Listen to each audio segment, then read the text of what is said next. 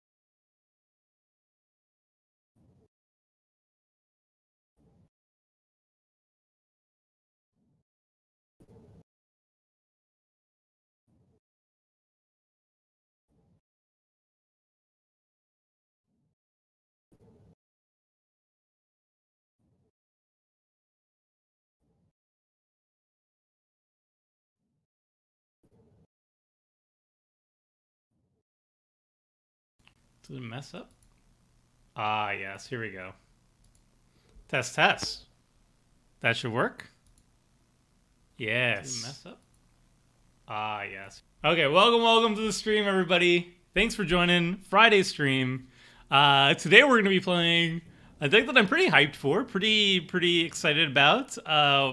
Morbidly curious, you could say. This is going to be $100 Clue Tribal, which features every single clue related card in the entire deck. There's a couple good ones, or rather, there's a single good one, Tireless Tracker. The rest are, serviceable. They do things, and some of them just don't really do anything. Um, but they all make a clue token, which means they all draw a card once you pay 2 additional mana. And that's all that matters. So this runs every single clue card in the same deck and $100 budget. Um, and hopefully it still does things. The idea is to do things. And if we do things, then I will consider that a success. But yes, welcome to the stream, everybody. Just broadcasted, just did the whole Twitter thing. And I guess without delaying anymore, we'll jump into the game and then start introducing everybody else who's at the table with me. So let's call this stream. I think I have everybody already friend requested, right? I have Afro, I have Kaiju, and I have Vanilla. Yeah. We all played together before. So, game is up. There we go. Easy. Tomorrow is Tyler's Tracker a squirrel? Could be. Ooh, Oh, this is a snap keep. This has lands and a ramp card.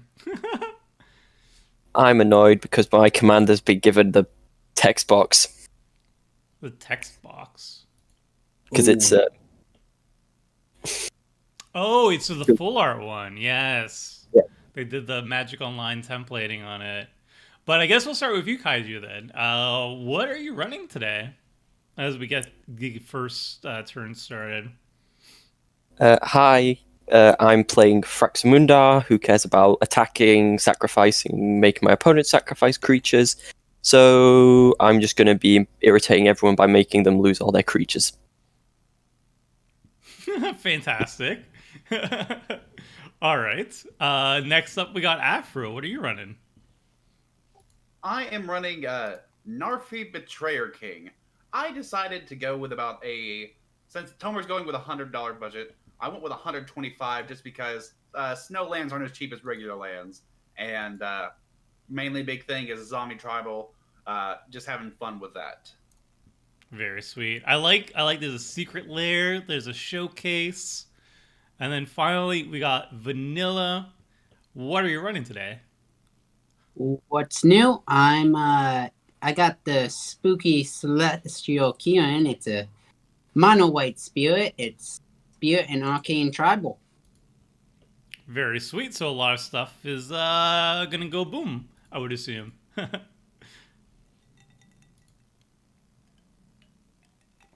All right, Oh, awesome. But oh, wait. Oh, yeah, okay. The turn order is odd, is it not?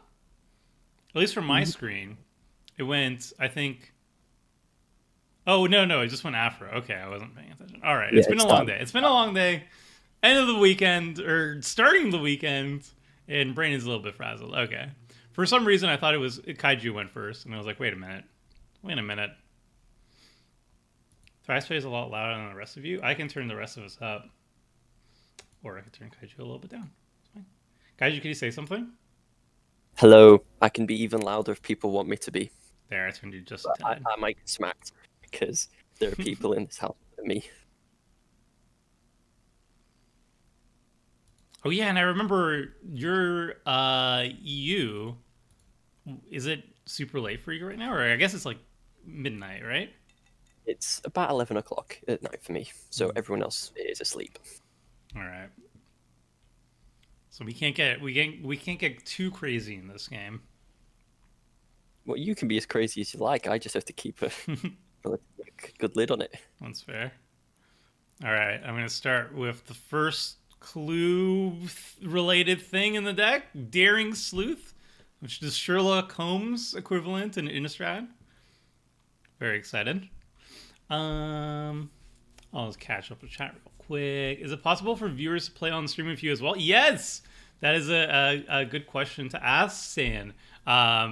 If you send me an email at tomer@mtggoldfish.com and leave in the subject matter, mention that you want to be on the stream, I have two requirements. First one, you have to have a Magic Online account and be familiar with playing it and have your own commander deck. And number two, you have to be comfortable with having voice chat during the stream itself.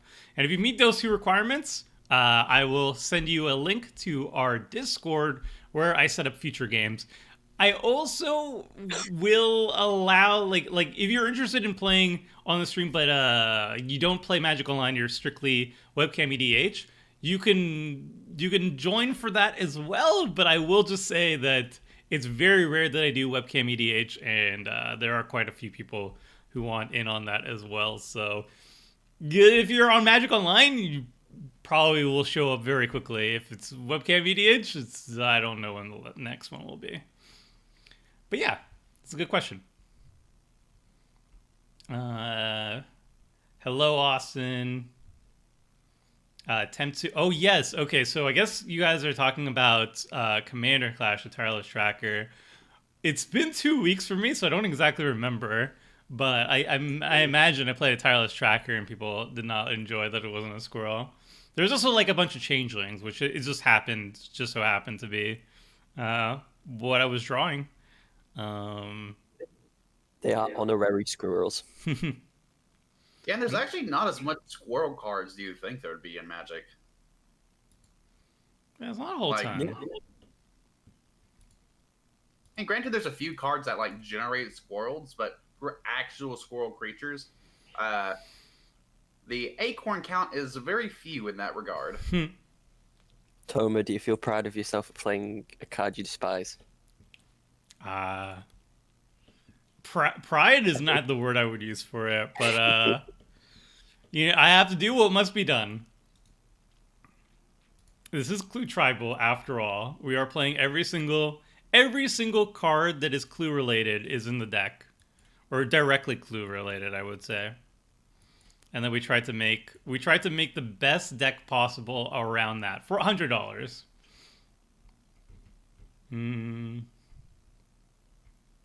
Craterhoof is an honorary squirrel. I agree with that, Rebecca. He's going to blow up your lanes, Ugin's Conjuring or whatever it's called. Yes, that is definitely the game plan with Kieran. Thanks, though, Cotter. Hey, Seth. Thanks for joining. Hey, Tomer, would you consider 40 lands too much for a Phyleth deck?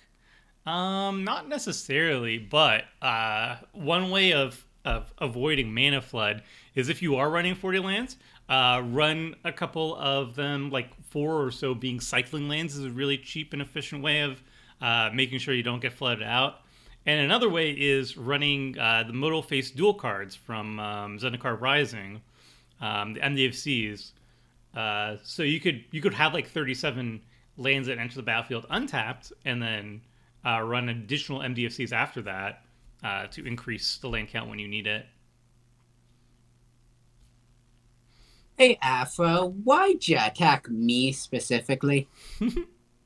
Well, Kaiju just got swung at, and Tomer's playing a budget deck, so I feel bad. And you're the one that's playing the possibility of a land destruction, so it's just the first swing. It's nothing, nothing personal. But on the other hand, Tomer is playing a budget deck. Oh no! I was so happy and then worried there. Yeah, if I was playing a budget deck on Commander Clash, then I would get absolutely destroyed for doing so. Do I want to use this card? 1, 2, 3. I could get it 2-drop. There's nothing. Yeah, that's not really. I guess we could get.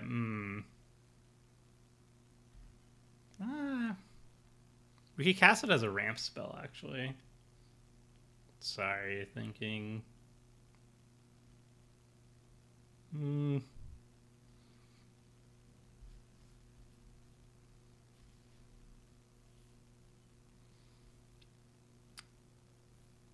Cast a clue related card or not to cast a clue related card. I mean, I could just spend my entire turn to investigate. That sounds kind of awesome too, right? You know what? I'll just keep my mana up. We'll just smack like so. Hey! It's just a random person that's available. Yeah, don't want to go into that 2-1 first striker. Yep. So, Afro, is your deck a snow deck or a zombie deck? Because Nafi cares about both. Honestly, I have no idea. Oh boy. I feel physically ill. I guess it's a both situation, because I do see a Vengeful Dead. It wouldn't really make sense in a non-snow deck, right? Yeah, it's a majority zombie deck. I think there may be a couple of non-zombie snow cards, but there's like a burner chart in here for ramp because ramp. But it's I like the deck, honestly. Sliver Hive. Also, I just realized I should have put this in my zombie deck because it's really good. Vengeful Dead. Hey, Tomer, curious as to why you don't run Sliver Hive in your tribal deck. It's a great card, but it's like $15. So that's the reason. I don't want to spend $15 on that land.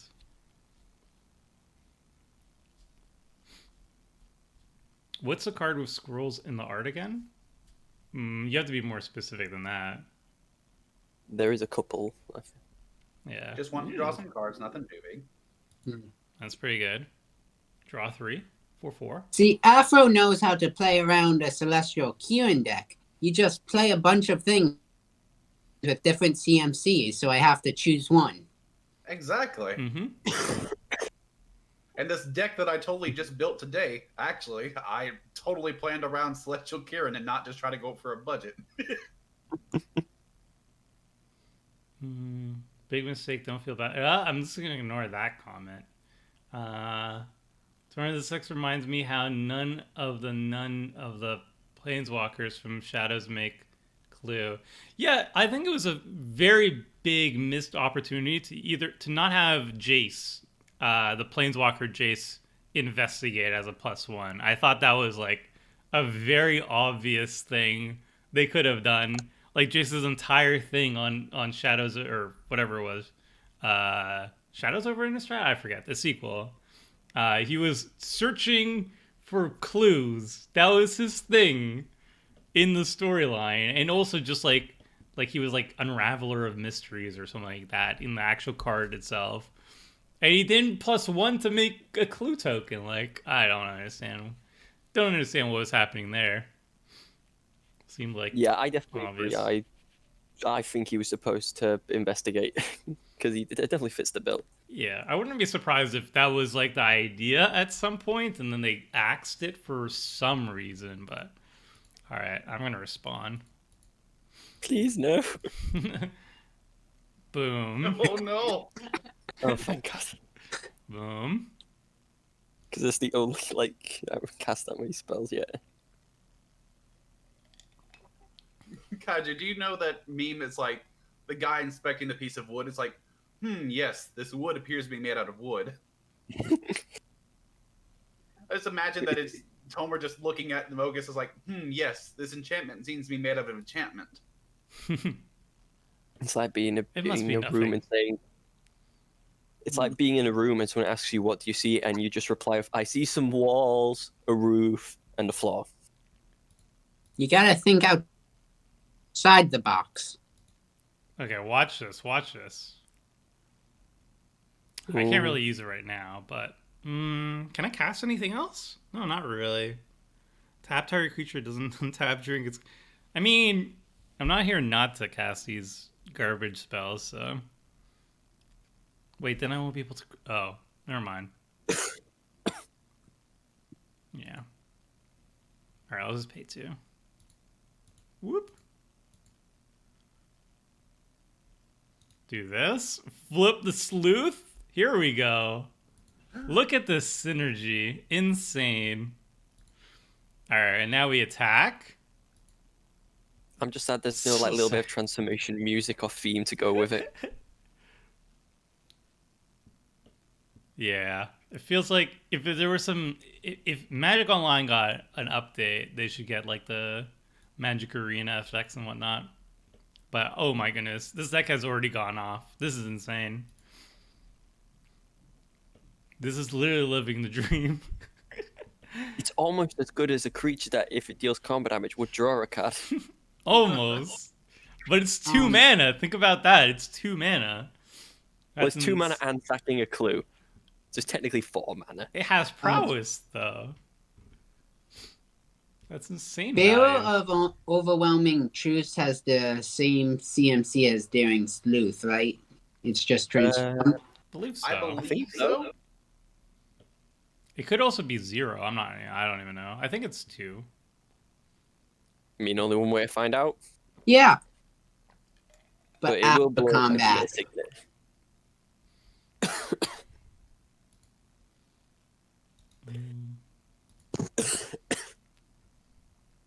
I think $100 is a tipping point. Below that, it gets exponentially more powerful. Above, it gets worse. $100. Wait, was this a response to something? I think in general, Megaplane, $100 was a nice spot. The only downside with the clue deck, at least, like all the clue cards are dirt cheap because most of them are just not really playable outside of Tireless Tracker. Ooh, that hurts. But the thing that Clue Tribal would really like to have is what's going on here? He sacked his Narfi to. Yeah, Oh yeah, just because he's not to return it. Oh, okay. Yeah, the problem with Clue Tribal is well, the base is very cheap. I think the one thing that Clue Tribal really would want to splurge on would be the token doublers. So Anointing Precision, Parallel Lives, and Doubling Season. But all of them are quite expensive. I think like the cheapest was like $20. So you can do $100 Clue Tribal and be very comfortable with the vast majority of the cards. But like the main support card for the clues is missing. But I mean, even with the doublers, it's not like the archetype's suddenly amazing or anything.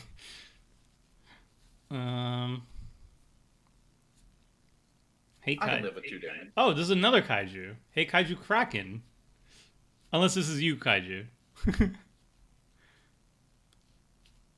I'm guessing it's not, though, because you're a knight, and this is a Kraken.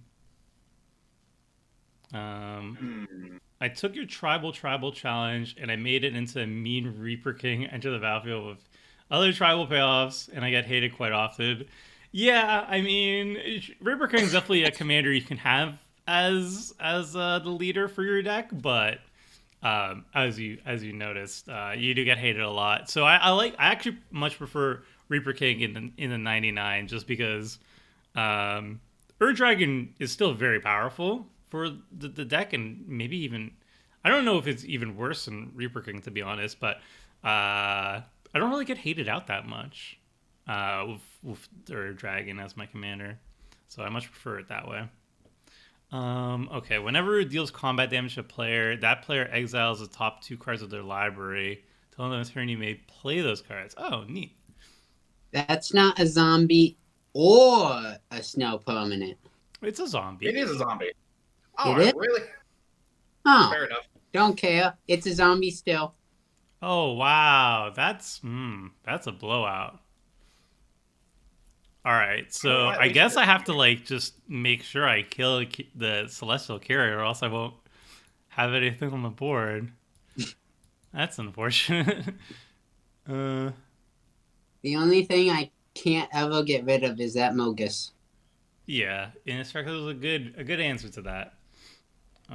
What are your thoughts on Time Spiral Remastered so far? Seems really expensive for a draft.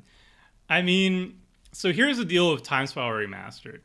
Time Spiral Remastered is made for people who played Time Spiral, which came out, I think, over a decade ago now. So It was old just Magic before players. Lowin. Yeah, it's for old Magic players. People who are like very entrenched in the game, probably over 30 at this point, and have disposable income. That's the target that they're aiming for with Time Spiral Remastered. The people who came much later into the game do not care about this set whatsoever. And so Wizards of the Coast priced it accordingly. I don't think they're looking to like sell it a lot, but they made it very expensive because they know the people who actually like this product have the disposable income to spend a stupid amount of money for it. And they're right. Like, I'm going to spend a lot of money on old border foils. Why? Because I'm old, I have disposable income, and I played during that time. It's very smart on their end to do what they did. But the annoying thing is that it's going to be a little bit pricey on the wallet. And yeah, if you want the drafting experience, if you didn't play during Time Spiral, I mean, it's a fantastic draft, the original one, and I'm sure this one's even better. But yeah, it's gonna be pricey. It's gonna cost you a little bit. I think we're gonna sacrifice a clue and see where we're going for after this. All right, we hit a lands. Yeah, with Time Spiral Remastered, I have no like personal attachment to that set. It does look cool, and I'll probably buy a pack or two, but it's not like I'm desperate to get those cards. 'Cause Yeah, I never,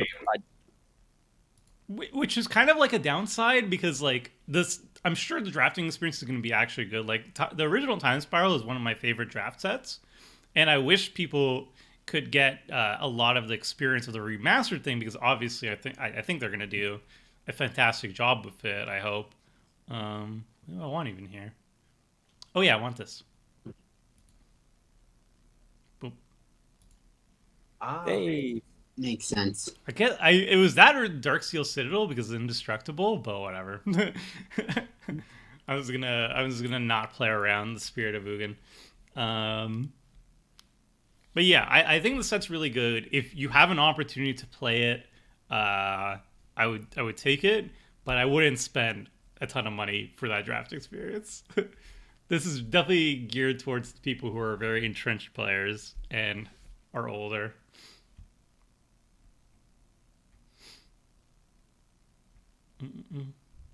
Just in relation to Summer's inverse ratio for power to budget.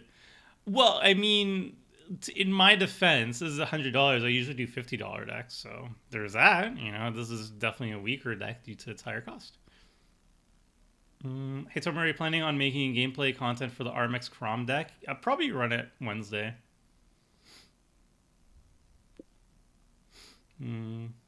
That's pretty true, San. Yeah, that is the current game plan. Are you a lore By the way, person? Gaju, I wanted to say thank you for sacrificing zombies so everyone can lose life. Yeah, I didn't know. I didn't read Vengeful Dead and realized it was on everybody's zombies. Oh, that's funny.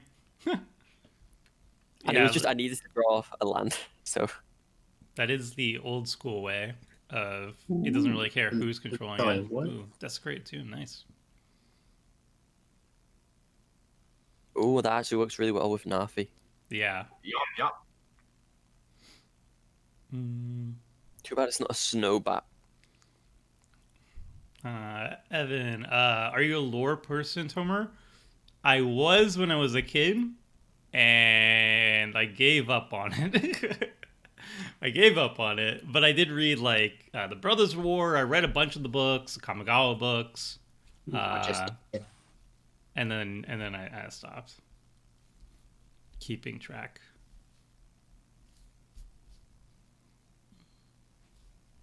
I guess Tamio is a better investigator due to yeah. I think Tamio investigating would have been also sweet and make sense because she was also there to research the moon, which was cool. Red. Oop. Is this enough? Yes, it is. Jace is sort of too dumb according to the Lords of General Reality. It really depends on who's writing Jace. Jace was smart, and then people didn't like that he was smart, so they made him dumb. And then people don't like when he's dumb and useless, so they sometimes make him smart again. But usually he's just dumb and useless because people don't like Jace when he's actually competent. Poor Jace. Poor Jace. I really like Jace when he in the Rivals of Ixalan story where he had gotten all his memories back. That was really interesting. Yeah, and he had a healthy relationship with Vraska and all that stuff. It was a fun rediscovery. Yeah. Not too much of a retread on his magic origins, I think more of like actual growth as a character. I liked it. Yeah, everyone should take a vacation to Ixalan and become a pirate. Mm-hmm. I read comics a lot, and so I like to see characters get proper development. And so seeing all that with Jace was really nice. I agree. There's a lot of stuff on the battlefield. Oh no, am I sensing a board wipe? I wish. Because I just finally got Fraxamundar out. I know. I like how whoever put the card into this art of the card into the game took the time to remove the lettering and then put the boxes on. Yeah, that's kind of rude. I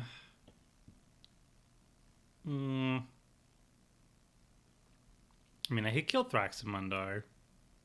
No, please.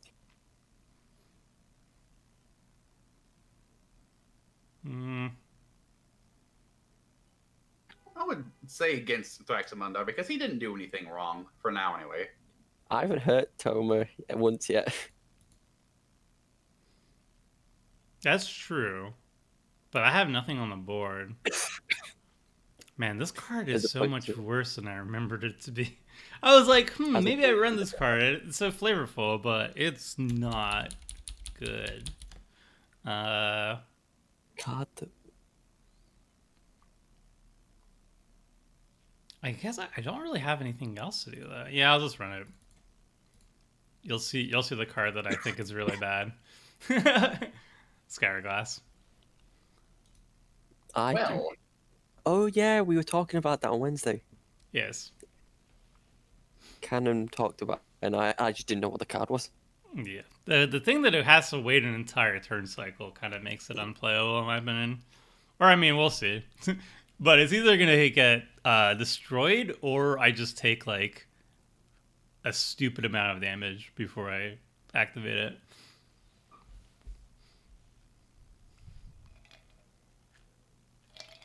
Yes! Land ramp. Oh, what happened? He hit a land off his Oracle. Oh, nice. Because he's missed lands for the past couple of turns. I keep getting like unneededly nervous because I keep thinking Celestial just triggers off of any spell. No, it's just spirits and arcanes. It'd be terrifying if it was just any spell. Yeah, that'd be actually insane. It'd I make think that mono might be a white bit- good. I think that'd be a bit too strong even in like today's Magic standards. Yeah. Like I cast this 1-drop, destroy all 1-drops. Oh, Yeah, That It's sounds easy like to a build green around. card. Yeah, you're like the only one who gets triggers. Just a heads up, the link on the MTG Goldfish website's not working for me. Not sure if it's for. Do you mean like the broadcast, the YouTube stream right now? Because I'm looking now. It seems fine for me. Neotic say, Tomer, do you have a favorite Commander Clash season as far as playing in it? Buh. I don't know. I don't know if I have a favorite.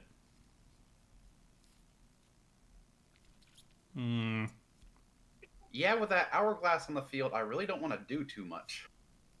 Good.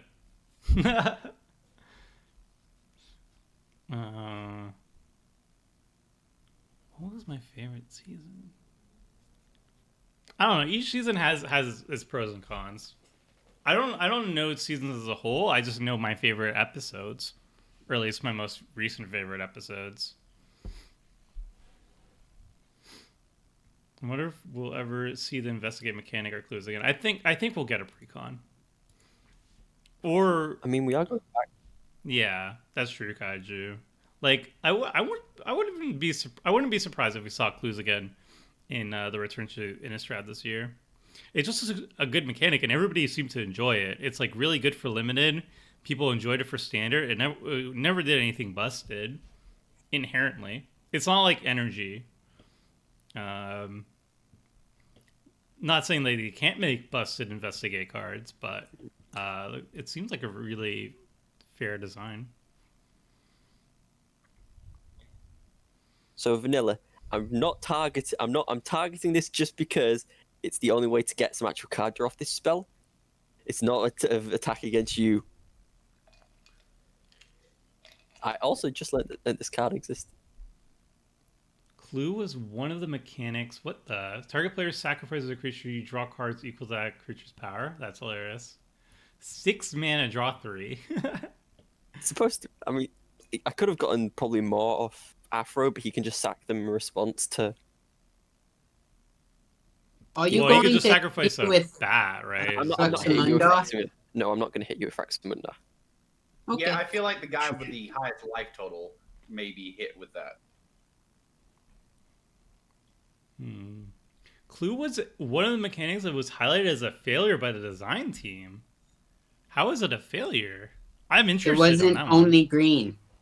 Oh, it was in White's color for some reason. That's definitely a failure. Yeah, Mechanic. let white draw cards. It had to be abolished. Yeah. Hi, Tomer. Hope you're having a great day. Hope you're having a good day too, Duke. Yeah, I'm having a good one. Had a nice productive day. Looking forward to a chill weekend. Oh no, if only I could generate blockers. Oh yeah. Was he in the battlefield? Oh yeah. He doesn't enter the battlefield tapped, but He brings a friend. Hopefully this works. Yield until here, yeah? Set stop. Wait, set stop. Flavor Okay, for the- there we go. Flavorly, I like to think that while he's in his castle or wherever he rests while he's waiting, bats fly into his chest cavities, and then when he like leaves to go fight enemies, they all start flying out. I like that. Sounds unhygienic.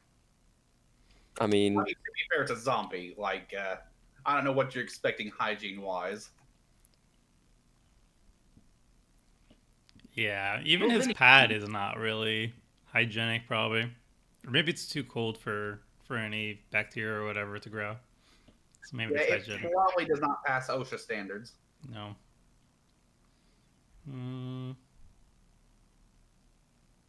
Fraxamunda's already a 10-10. He's about to not be on the battlefield if Tomo activates his Truth. hourglass.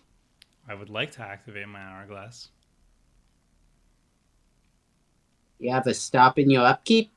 Yep.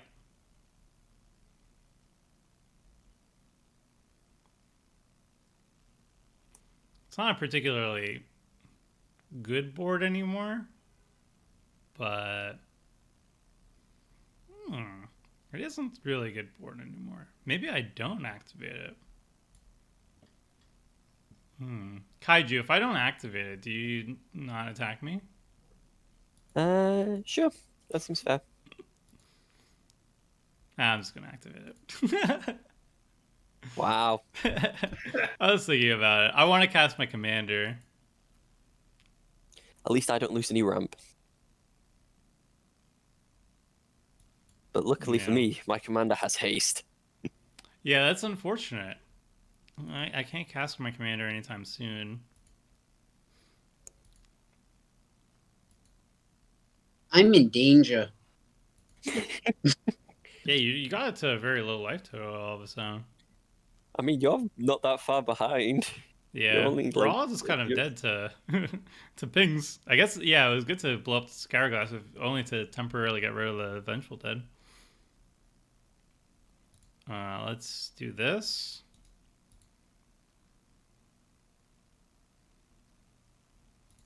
Bottom that. 3, 4, 5, 6, 7, 8.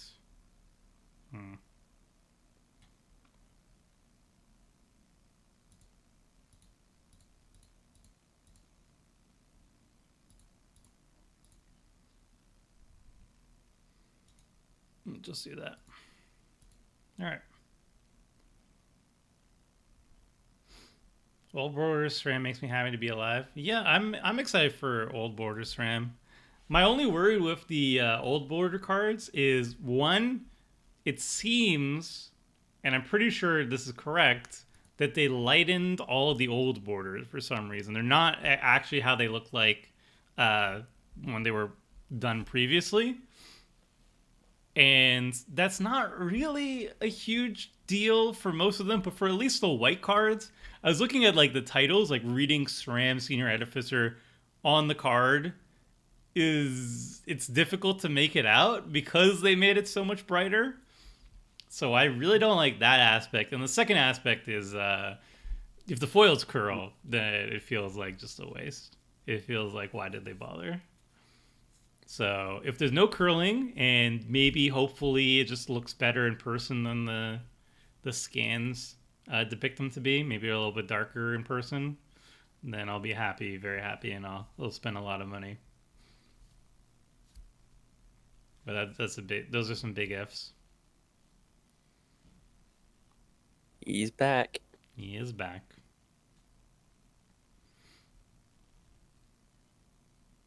I'm so glad there's no like black impact trimmers or something like that. No, but I do have a good way of building up my board again.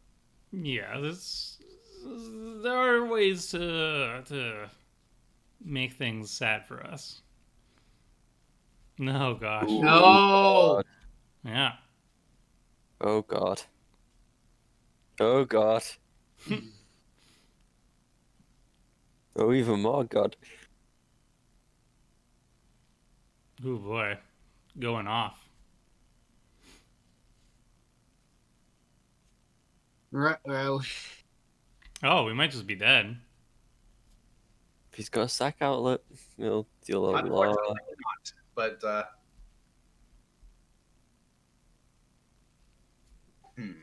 might as well use one of the zombies as bait. Okay.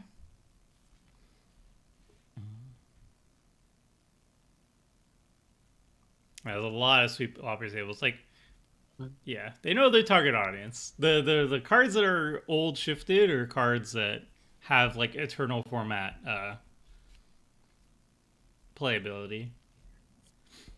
Legacy vintage players, they're getting targeted a lot. Pauper players, some commander stuff too, but they're aiming for the old timers. And I for one am happy about that.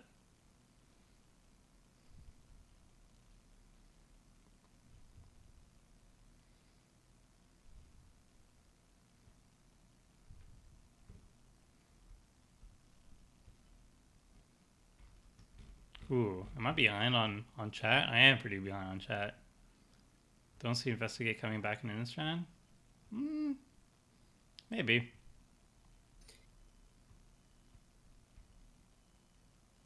do? You just get Foes some will blockers out. absolutely curl. Yeah, the foes probably will curl.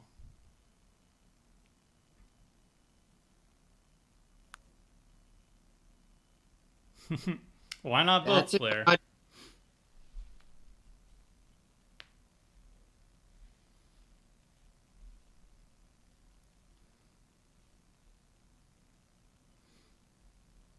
Okay, I can get No. rid of Desecrated Tomb or the Plague Belcher. I mean, I can get rid of yeah. I can get rid of any of those permanents. I guess. I'm just playing out of my hand. Well, playing a lot of cards out of my hand. Yeah. And now I shall play one of the most terrifying creatures in all of Magic. I give you... when it works. Squee. I think we're just all dead to Afro, right? Probably. Yeah, I don't have a board wipe. My deck... I don't think my deck runs a lot of board wipes because it just has... It's got a lot of like sacrifice effects and the command is just a removal spell. Mm-hmm. Vanilla, do you have any answers to this? So whenever another zombie dies, we each lose one. Mm-hmm. Yeah, if you board wipe, go ahead, but you will die. Well, I can get Yeah. rid of the Plague Belcher. Yeah, that's probably like the priority right now is Plague Belcher. Yeah.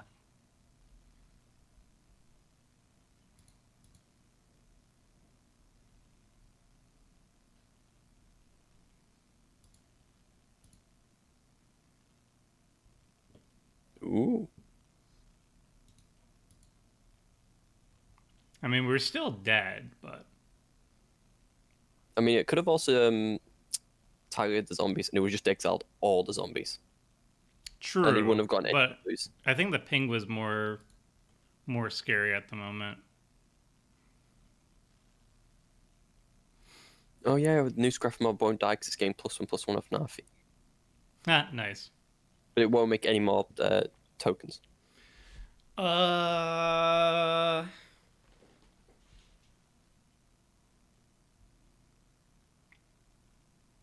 Yeah, unfortunately, I don't really have a lot else going on. Tap you.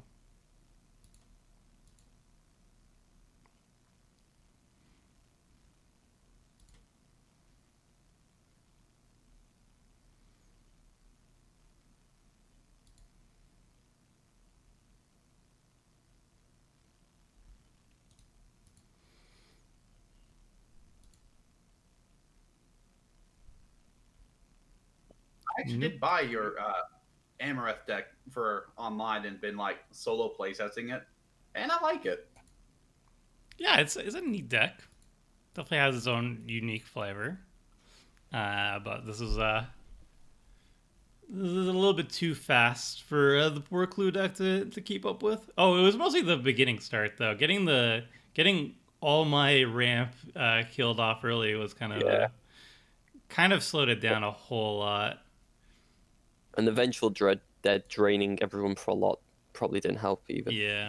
If I had the Inspiring Statuary and mostly the Inspiring Statuary, that could have been really nice to stick around. But like all three permanents getting destroyed very early on in the game kind of ruined the start.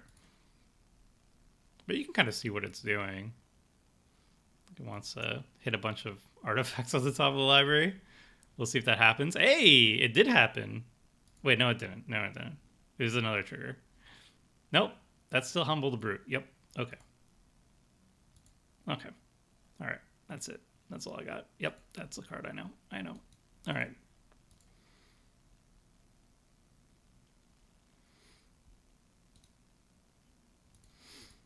Okay.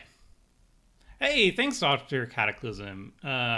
What's your take on EDH Warhammer 40k deck coming soon? Oh boy. Go with the hard questions right off the bat. All right, I'm just gonna end my turn real quick and then I'll answer. This isn't gonna end well. All right. I'm sorry, Kaiju, but I need to get rid of that to best help my survival. What? Okay. Ooh. Okay. I just want to quickly throw my opinion in before Tommy says anything. Super excited for Warhammer decks because I really like Warhammer. Yeah, I get that. So like for in terms of brand integration, I know people fans of insert brand, whatever, are gonna be really happy to see that brand showing up in Magic the Gathering. And while I'm not usually that whoop, these are all enchantments. No, my The my rooftop storm. storm. All right. Yes. Okay, so I guess we're just dead. I have a fog in my hand. Sweet. Wow. All right, so if Afro doesn't have another pinger, then maybe we survive a turn cycle. Okay, so EDH Warhammer 40k. I personally don't like seeing other franchises inside Magic the Gathering. That's personally not something that I personally care for, because to me, I don't see Magic the Gathering as like a systems agnostic game. I see Magic the Gathering's like lore and settings in universe rather intertwined with the game itself, like summoning dragons and everything, and having that dragon be tied to a specific plane, and knowing all those planes are in the same shared universe, which like Planeswalker planeswalk to and everything like that. That kind of adds to my enjoyment of the game itself. So I'm not one of the people who likes the idea of just saying like, oh, Magic the Gathering is a system with a bunch of games mechanics, and you can add whatever setting to it. I like the idea of Magic the Gathering being a setting that has a lot of diversity to it. Each plane is very different, and it has real life inspiration, like all fantasy stuff does. Okay, what is it? Oh, it's a counterspell. Counterspell. All right. Yep.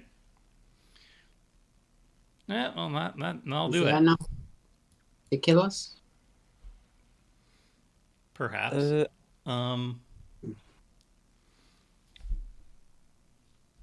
So I personally don't enjoy that aspect, but from one aspect, for like one middle ground, one compromise that I'm okay with is when the cards that I don't really care to play because I want to play Magic the Gathering cards, I don't want to play like Godzilla cards, when they're reskins and I can just choose the Magic the Gathering flavored version of it, that I'm okay with, because that kind of like makes both camps happy. The people who are super excited with the Godzilla cards, for example, get to play the Godzilla cards, and me, who's not a fan about Godzilla cards, I don't have to run that version. I don't have to run that skin.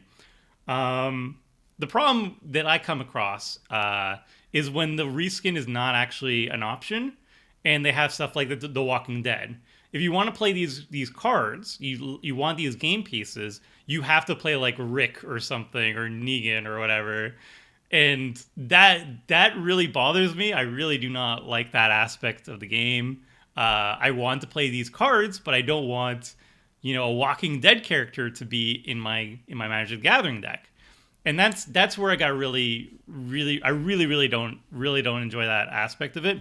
And from my understanding of the announcement, they haven't confirmed anything, but my understanding of the announcement is that the the Lord of the Rings set is going to be a Lord of the Rings set. It's not going to be a reskin or anything. It's not going to be a secret lair. It's not going to be silver border. It's going to be a full set of Lord of the Ring characters. And I'm a big fan of Lord of the Rings. I love Lord of the Rings. I love the movies. I love the books. I'm a big fan of the setting. I don't want a Magic the Gathering. And the fact that like they're going to have a bunch of cards that are unique game pieces, or that's my understanding of it, unique game pieces, and you don't have an option to play like a Magic the Gathering universe version of those cards, really bothers me. I really don't like it. So that's my take on that. That was a long ramble, but that's how I see it. Ooh. Yeah, my opinion is just that I don't mind the crossovers as long as it doesn't affect gameplay. Mhm. Like, Magic could do crossovers with anything, and I genuinely couldn't care what, as long as it doesn't like ruin the game, as long as like the gameplay's still fun and interactive and enjoyable. Then you can play like your Walking Dead cards, you can play your Godzilla cards, you can play your Warhammer 40k cards, as long as you're able to enjoy the game.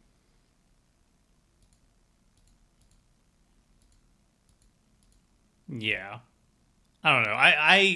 The idea of me like having like a new set comes out and be like, all right, I want these cool game pieces in my deck, but it's like I have to run Frodo if I want to have to have that is like I don't know. It bums me out a lot.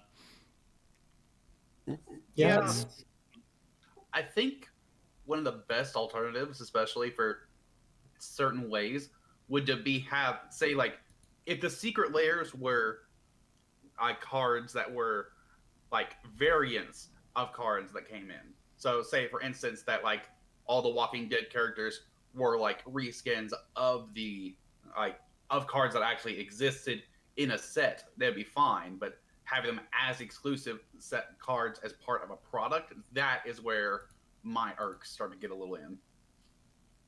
Mm-hmm. Let's go play this.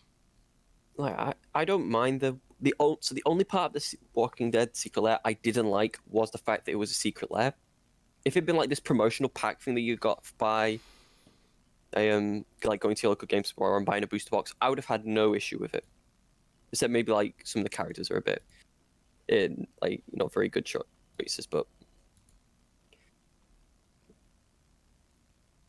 Ooh, I in that second place, Tomer. I like it. I in the second place. I mean, I was hoping not to die. I guess I am dead anyway. I'm just annoyed I haven't drawn a second blue source because I can't I haven't been able to play it. I won't be able to play and sack Glenna Ledger in the same turn. Oh yeah, and they all get buff. Yep. Okay, I'm dead then. Kind of regret blowing up the Grave Titan. Okay. Well, the king appreciates your direction. Sure. All right. Catching up on chat while I die.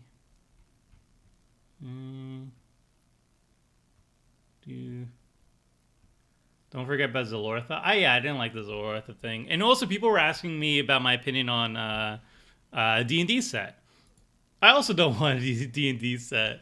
I think that one's like the most like adjacent to Magic the Gathering because it's like it's the exact same company and it draws from most of the exact same source.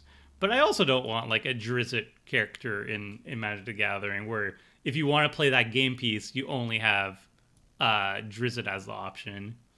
That also just doesn't sit well with me. And then the fact like it goes like straight up 40k or whatever. Not happy about that either, but yeah. So my stance on that is reskins are okay. Unique game pieces where if I want to play those game pieces, I have to run like Frodo and Space Marines and stuff in my deck. Not so much. Not that cool about that. Do not want.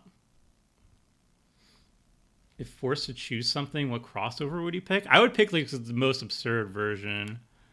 Just something that is so absurdly different from Magic the Gathering. Just a troll. I don't know. I would go like full Fortnite or something like that. Just like Fortnite set. Just to really rub it in. I'd say something, but most of the ones I've wanted have been done already. What do you mean? Well, they've done Godzilla, and now they're doing Warhammer. Yeah. So it's literally like the two things I wanted more than anything else in Magic are now going to be in Magic. Yeah. I would go like Fortnite or Teletubbies set. Something like that. I just want to go like full ridiculousness. Like, I mean, I always say that I think it's personally fine if these things that exist in Magic, because the common idea of a multiverse is the whole infinite possibilities, endless worlds. So they technically do exist. It's just we haven't found them yet. I don't buy that because like every single endless world is still a Magic the Gathering world. it's their spin on a thing. It's not a different brand. Like a lot of there's a lot of like settings that have infinite possibilities, infinite worlds, but still that setting is still all those worlds you visit are still part of that same universe. Like it's not infinite universe, it's just infinite planes. And so Magic the Gathering, like just, going to a different IP doesn't sit well with me. And I remember I mentioned this in Vince replied, and he's like, I don't understand, like you're comparing the system agnostic game to like a TV show or whatever, and it would be akin to me. And I think he would agree with me. He probably wouldn't be so happy if we had like Warhammer, for example. I don't play Warhammer, but like I have a vague understanding of it. If you had a Warhammer new edition, a new Warhammer new edition, and every single faction got a bunch of like MCU characters. And if you want to play those game pieces, you have to pick like Scarlet Witch for the Eldar, and she's like a new Psyker or whatever. I think at that point, some of the most of the Warhammer people would be like, "Hey, I wanted to play with Warhammer Universe stuff," and you could say, "Well, the warp is a crazy thing. Sometimes it bends reality." And now Scarlet Witch is on the Eldar side. It can happen. She bends worlds, and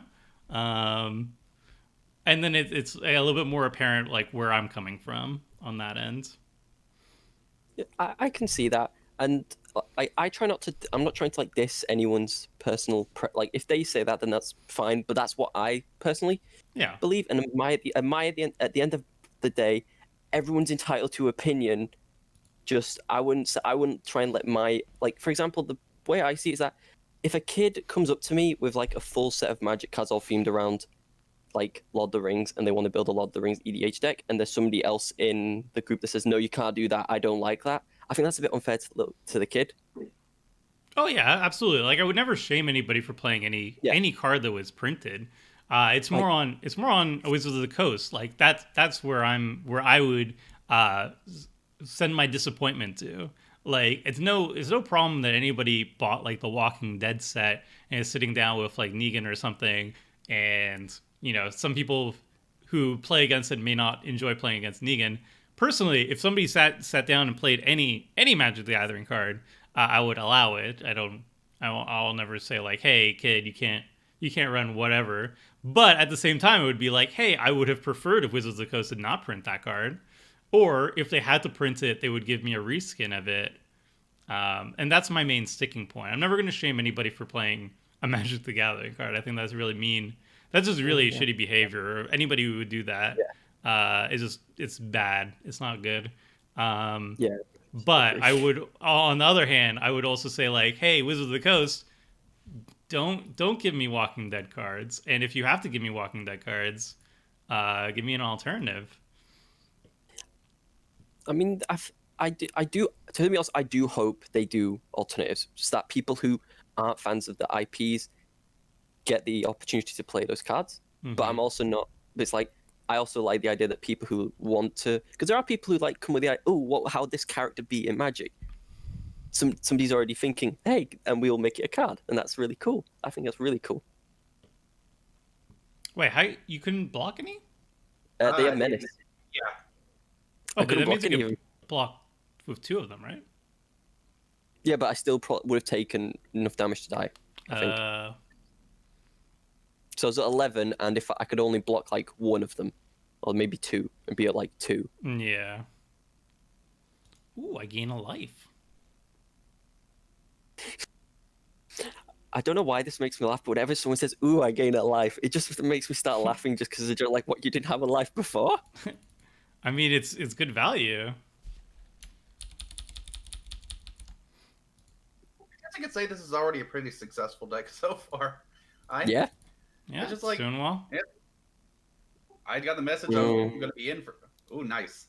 I would have been in for today, and I was just like, my Orvar deck would absolutely not be a fun environment, and didn't really have anything else within that area. There's another deck I have, but it may be a little bit more. So I'm You have to think of something else. Mm. It's basically a in Saga deck, as I was telling Vanilla and Kaiju. Yeah, Mm. zombies are like my favorite tribe in Magic at the moment. So yeah, I just like seeing them win. Unfortunately, Amareth really wants Yeah, really wants some scrying action in the deck. I'm like quickly Scry noticing. or like shooters, Yeah. like being able to like worldly chew or something similar. Yeah. Alas, like your cleric, we couldn't let bygones be bygones. All right. Well, that's all I got. I can't stop this, so I'm just gonna concede. You guys want to go to game 2? Yeah, Oh, definitely. Yeah. I mean that game was only like an hour long. Game 2 should be fine. Well, it was actually like just about an hour long. Yeah, it was a quick one. All right, I'll set up a game 2. Hey, thanks again, Dr. Cataclysm. We share the same opinion about crossovers. What are your thoughts on white being purposely hindered in development? Oh my goodness, these are you're going for the big questions here, huh? Hey, it's good talking topics because it's good It to hear is. other people's opinions about this sort of thing. It is, but I don't want to come off as like a crazy grouch or anything. I guess Fine. I guess my white opinion is more optimistic. I don't think so. From the opinion of like from the angle of Wizards of the Coast, I don't think Wizards of the Coast has or wants any color to be imbalanced. I think they want a game that is balanced and exciting for everybody's preferences, right? Like they want the game to be successful, and the way to make it successful is to make sure that everybody's having fun, and you want every single person who likes any sort of color to enjoy that color, right?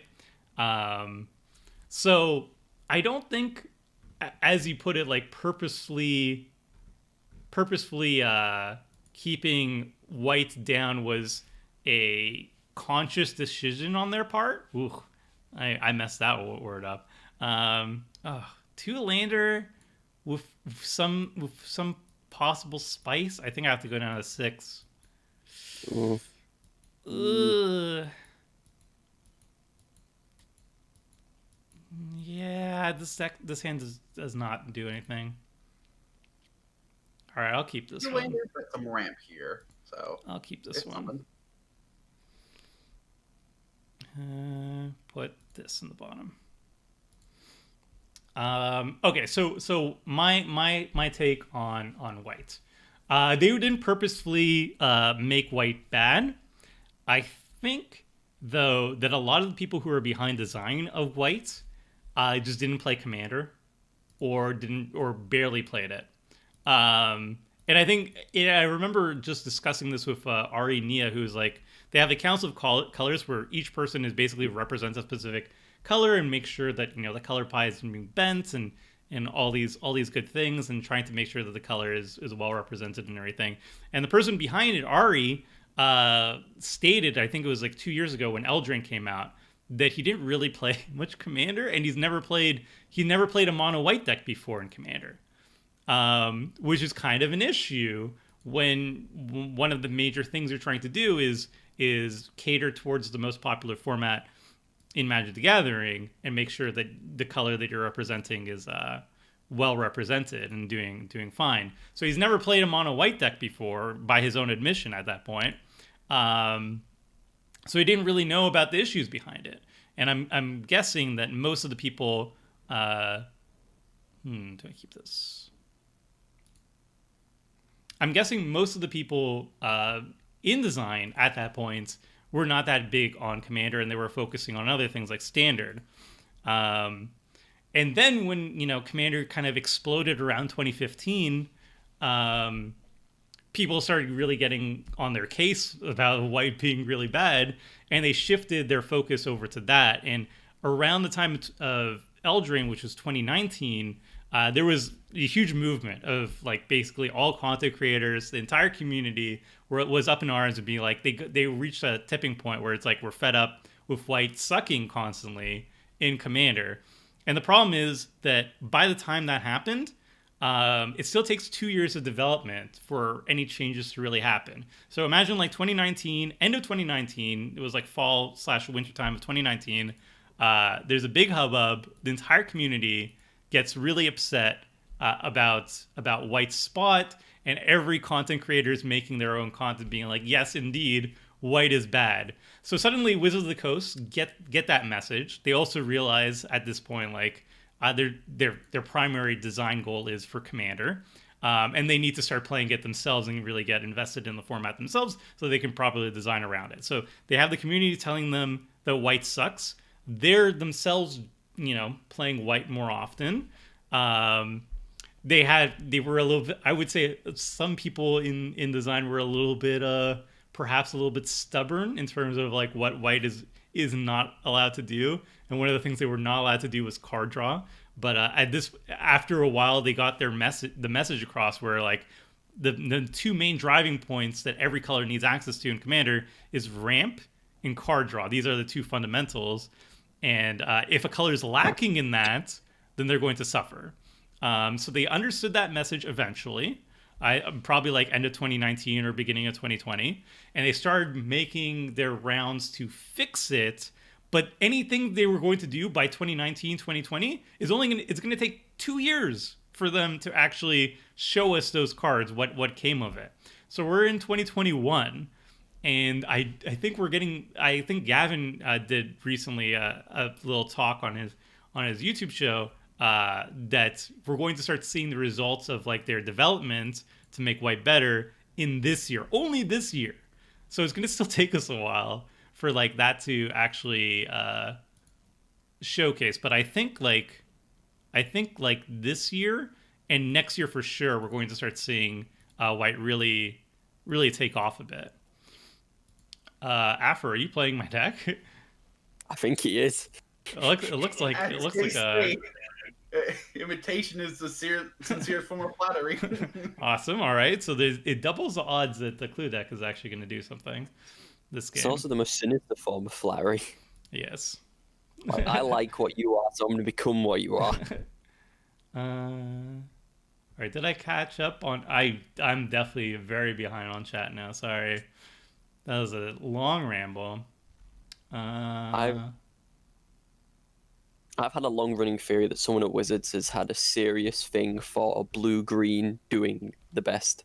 Because you just had some absurd cards in blue and green. I think it was definitely a green thing. Like there was definitely like whoever's behind like some of the design process was a big diehard green fan, and they all just like steadily like decided, you know what, green is the best color in ramp, right? They got that locked down.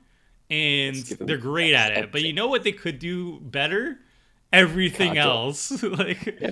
So like they got amazing removal, they got insane card draw. I think green is like the second best. Maybe I don't even know if like blue is even the best color in terms of card draw anymore. I think each color has insane card draw potential. And it just so happens like blue has like some of the best ones of like Ristic Study and Mystic Remora and everything like that, but like green, oh my goodness, green. In Garrick's Wake or whatever it is, like Return of the Wild Speaker, insane.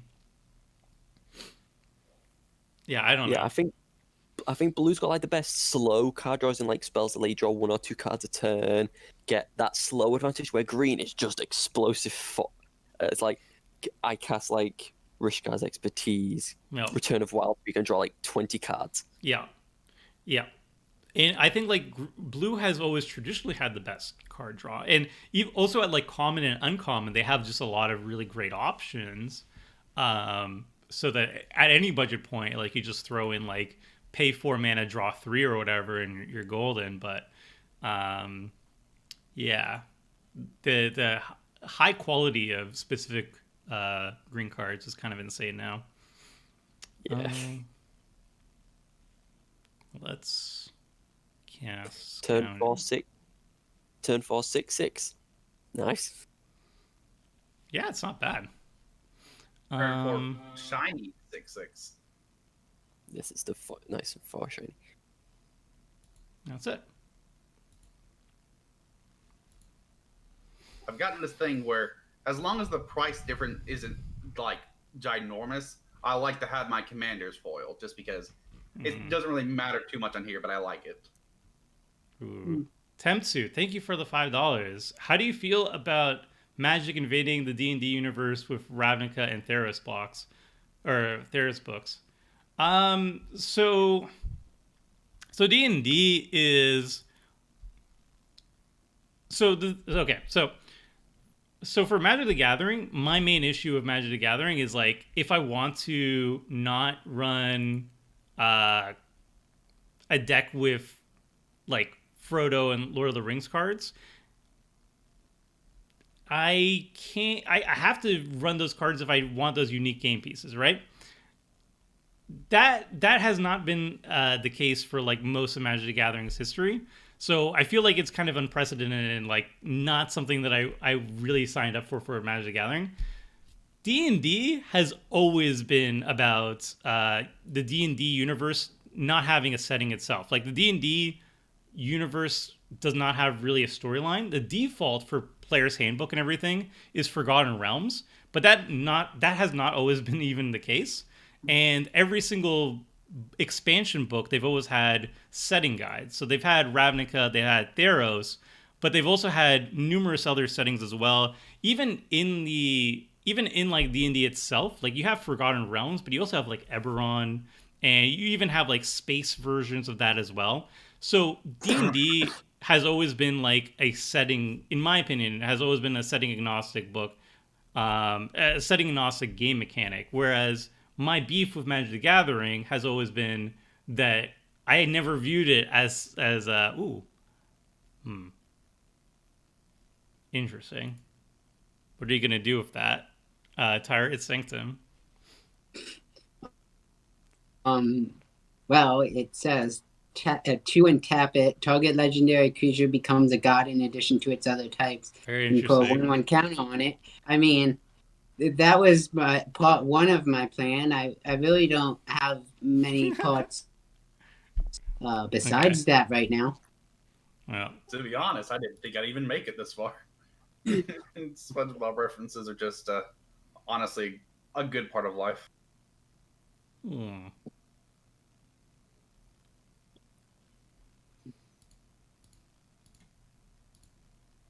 let's tap. And Tomer. Nothing. Okay. Okay, that's fine. I just wanted to investigate. Yeah, so that's been my issue with that. D&D I've always viewed as system agnostic because it really is. Like the Player's Handbook has Forgotten Realms, but if you open the DMG, it just covers all the settings. It's not like you have one god pantheon, you have a bunch, and it's like mix and match up to your heart's desire. Whereas Magic the Gathering has always been Magic the Gathering universe, and now they're swapping around IPs and whatnot. Oh my goodness! All right, Doctor Cataclysm again with a $5. Thank you. Wait, no, I got that one already. Oh, this one. The professor had an interview with White's ambassador and pretty much said that they don't give White certain functionalities because of the pie. Yeah, that's something they've actually changed their mind on. What it used to be was that White is not allowed to draw cards. Like it's outside of their pie. And that was their hard stance at the time that Ari talked on Professor's video. I watched the video too. And that was what Mark Rosewater said too, that White is not allowed to draw cards straight up. And like Mentor of the Meek, for example, is a color bend. Like they would not reprint it that way. But more recently, like in the past year, Mark Rosewater did say like, you know what? Now that we're focusing on Commander and everything, we acknowledge the fact that every single color needs ramp and card draw. So they actually shifted their opinion since that Professor video. If I may chime in, my favorite like white card that sees play in Commander is the enchantment from the recent Ravnica blocks, where whenever you gain life, you can pay mana to like draw a card, and like that was so out of White's color pie when it was like in Standard. So like it just boosted the power of White like ability so much.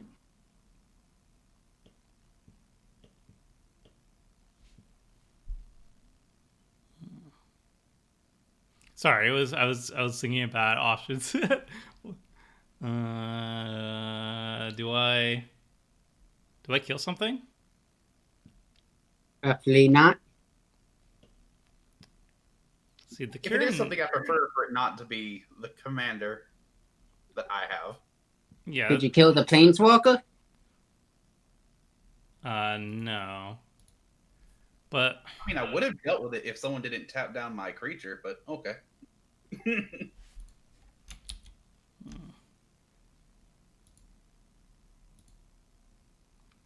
4, 5.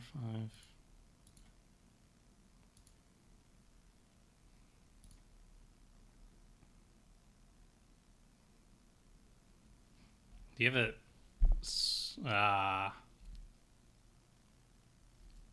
The 2? Oh, okay. It's that. All right, that's not as bad.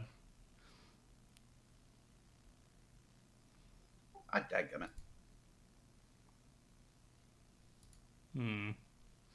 Hey, thanks for $5, Gabe. Yo, as someone who plays a lot of Commander, what do you think about gifts on Given still being banned? Seems unwarranted to me. I don't know. It's a very powerful card. It's essentially I think that's the one that's double Entomb, if I remember correctly. Yeah, it's 2 cards that basically search up to 4 cards. Opponent chooses 2. Those go to the graveyard. The rest go to your hand. Yeah, that card's absurdly strong. But at the same time, Commander has so many absurdly strong cards. I don't even know anymore. I think it would be fine. All right. One thing I want to say about Magic Online, I know it's a little finicky, but something I would wish for them to do is make some form of yield unless something happens to something on my board. Because like I have options that I want to do, but at the same point I wouldn't want to do them unless my board was being affected. Because I would have sacked that Soul Guide Lantern to draw a card, but I had the yield until my next main phase on. Yeah, I do wish they had a toggle where it was like yield until I'm affected adversely. That would be pretty sick. Gavin's video is really great. What to do?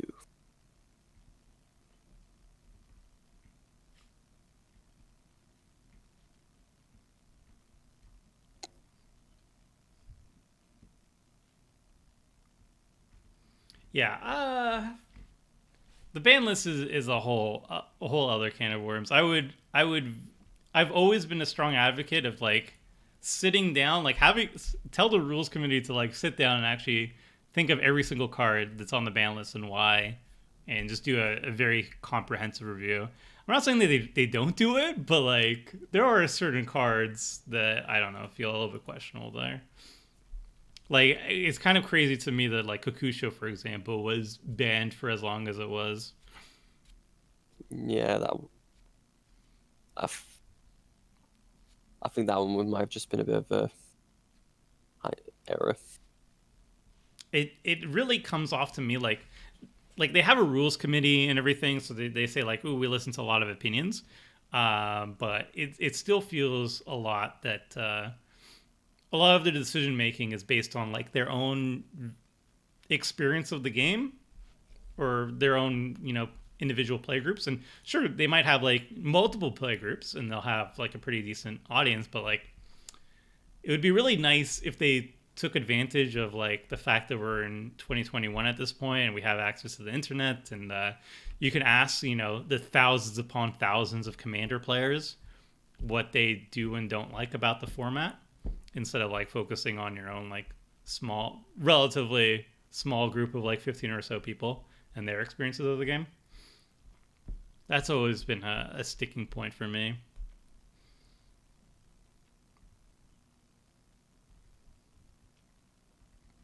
What was that? Coalition Victor or something? Just does not feel like something that I would keep in personally.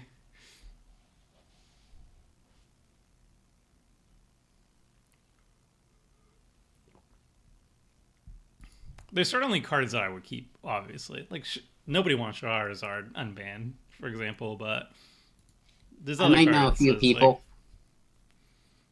yeah, maybe Upheaval's a little bit degenerate too. But I mean, there's so much degenerate things. Like, Turgrid's totally illegal, for example. Is that like much worse than, say, a Braids or something like that? I don't know. I had a whole thing on Twitter too, where I was like, Braids is not that much worse than Turgrid. Free Braids, and people were like, no, early Braids would be so bad. You could, Lotus, Lotus thing, Jeweled Lotus her out or something on turn one, and then things you'll win somehow. It's like, yeah, but you need multiple combo pieces to get her out on turn one, and then also not have to like immediately sacrifice her. Like, she's not that great. But yeah. All right. I'm going to play, obviously, what is one of the best squirrels in Magic history. Have you considered inspiring Statuary for Blue's Clues? Yeah, it's in the deck. I played it last game, and it's Afro's playing the exact same deck. It's right there too. We're playing the exact same list. Oh, lucky you! You found the best investigate card in the deck.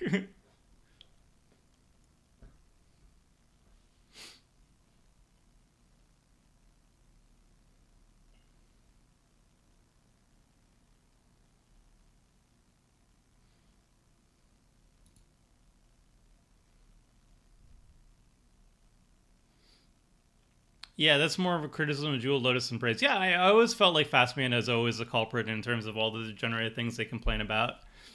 Be like, oh, Braids, turn one Braids is the problem. Well, what's causing the turn one Braids, I wonder? I wonder what's causing those consistent turn one Braids that people are afraid of. And also the logic behind, like, oh, turn one Braids is scary. Like, all right, I get turn one Braids out. If I don't have a follow-up, what's going to happen? Everybody's going to sacrifice their first land they played each turn, and then the Braids player sacrifices Braids, and then the game continues? I don't know. Doesn't seem that bad to me. Wow, Afro, you're kind of going off. Hey. It's kind of like I'm going off in a way. But this is a much better start than I.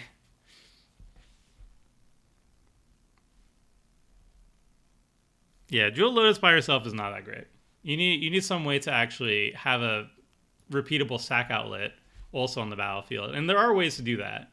But just ramping out of Braids by herself it does nothing. It's you've delayed the game from starting for a little bit. Whereas if you like, here's a commander that's not banned and is more degenerate. Marwyn, Nurturer, not the Nurturer, the black one, Marilyn of the Morn Song or whatever. You ramp out Marilyn, you actually win the game because you immediately tutor up on your next upkeep. You tutor up Opposition Agent. Now all your opponents are locked out of playing the game. That ends the game, but Marilyn's not banned.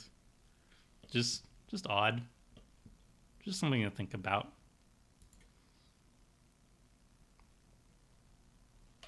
But yeah, I can go on a whole rant on the ban list as it stands and their ban philosophy. But then I'm just turning into Grouch. This is a Grouch stream. All right. No more questions about making Tomer go on angry rants.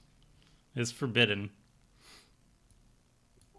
I think there is a little bit of an enjoyment of being able to vent and whatnot. So I agree at some point, though, venting gets to be a little too vinegary, as I like to call it. Mm-hmm. Wait, this is... Whenever permanents, look at the top. If it shares a card type, it does. Can I look at it? Yeah, you click OK and then... Oh, nice. Nice. Neat. Oh. Yeah, I appreciate that the card doesn't have to go to the bottom of the library. So if you know what's on top, it's like, okay, I just need to do this then. Yeah.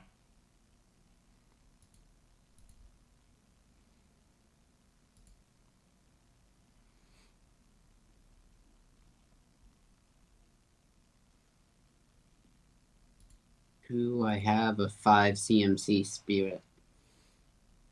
I hope not.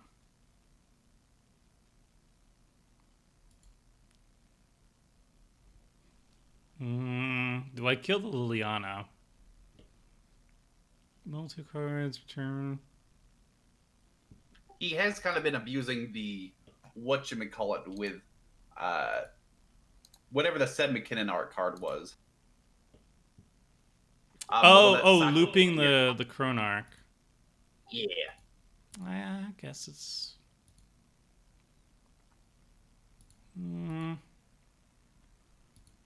Okay.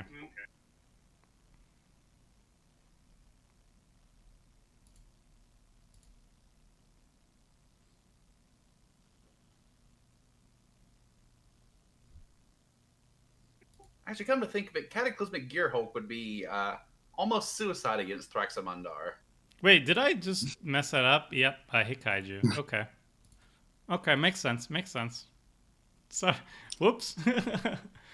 Just hit Kaiju 3 more times and Yeah. you'll fix your mistake.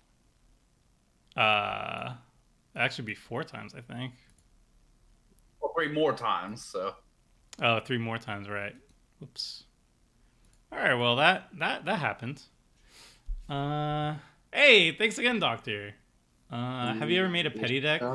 Someone who I met gave me a ton of crap for playing Commander Sphere, so I made a yeah, I made a petty deck before. We had a group that played like some not CEDH, but I guess it was kind of CEDH at the time, like 10 years ago. And they were playing like pretty high end decks, and they said like basically if they didn't run like these crazy high end decks, there would be no way that they could win the game at our table. Like it was like a Shroom deck, and it was a Boonweaver combo Carador deck. So I decided, you know what, just to prove a point, I built I think it was like a $20 Talran Sky Summoner deck, and I just like cleaned up the table with it. And that was actually like the first time I built a budget deck for EDH as well. And I was like, wait a minute, this is actually really good. And then I actually started writing budget commander articles soon afterwards. But Talran was my first, and it started as a petty deck. It was very much a counterspell deck.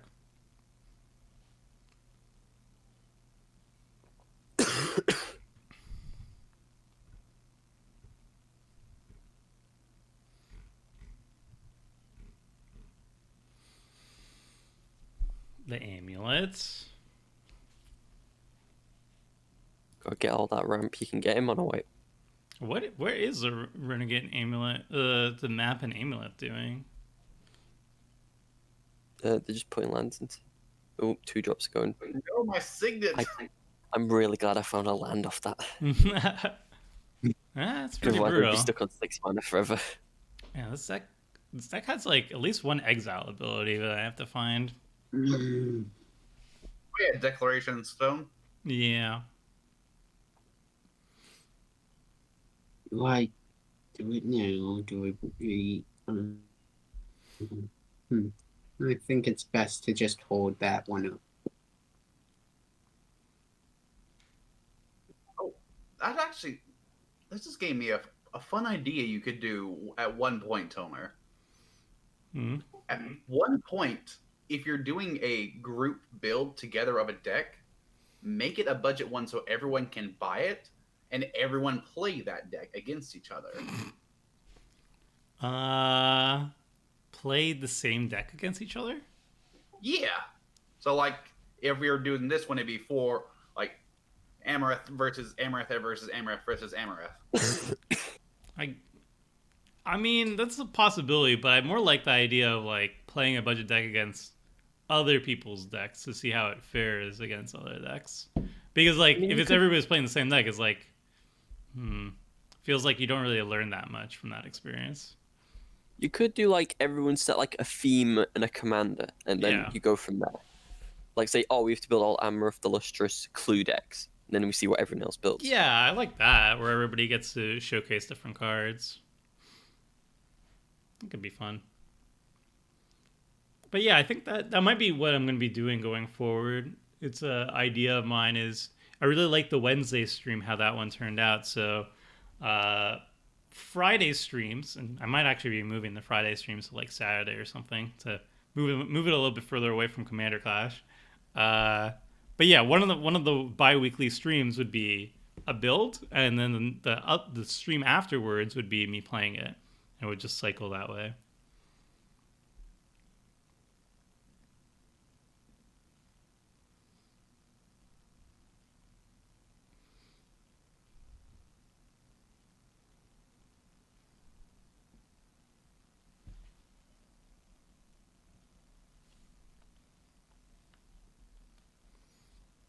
Mm-hmm. I don't know what I'm looking for. One clue deck at the table is really going off. Yeah.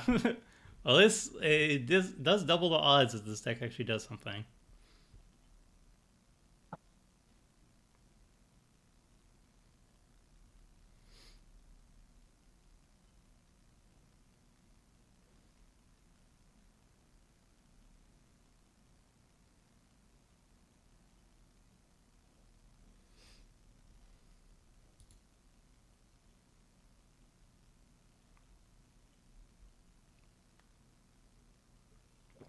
Wait, why clues? Why not clues?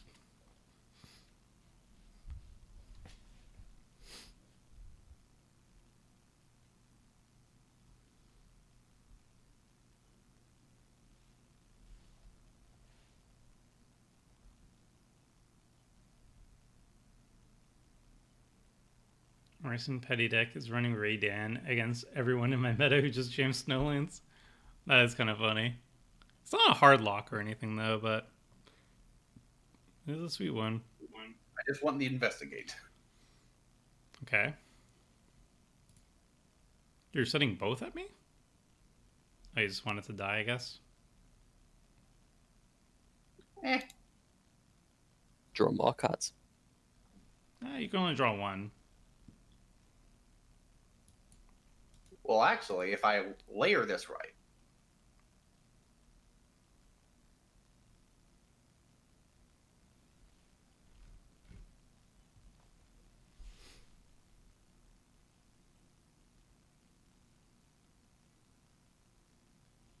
Wow.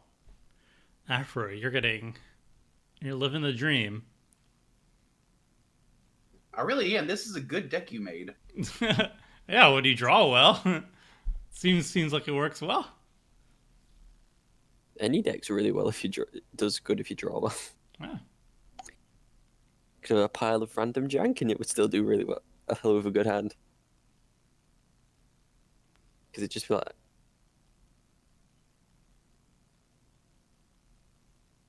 Why can I hold all this value? do you have a reliquary tower? Unfortunately, I don't think that's in the deck list. It is not. Oh yeah, I should know this. I helped build it. Is Thought Vessel? I don't think so. We also went under budget when building it, so it could go in there, but are you a cute person? Yeah, definitely a cute person. I like drafting a lot. I thought you asked if you were a cute person. I can't hear. I thought the same thing. Definitely thought that you said cute.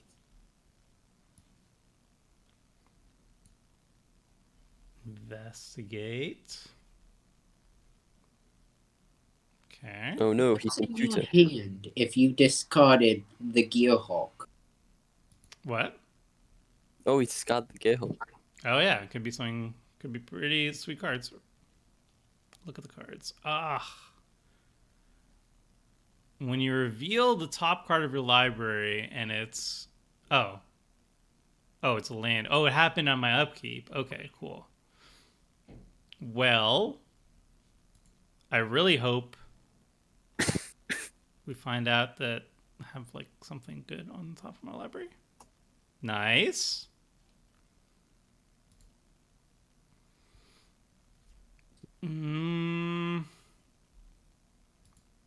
I mean, maybe I get lucky again?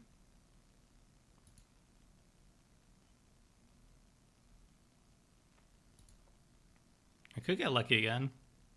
Oof. I guess I can respond. Oh, I turn off auto yields. Turn off auto yields. Oh, okay. Got lucky once. Yes. Let's see if I get lucky again. No.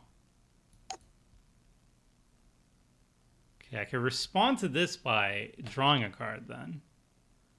Or activating the journal. Okay, I'm going to activate the journal. Sacrificing 3 clues. Searching for something. I actually don't know what.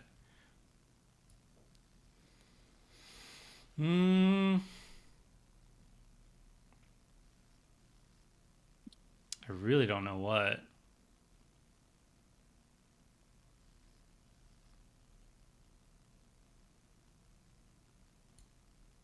Ooh, maybe this.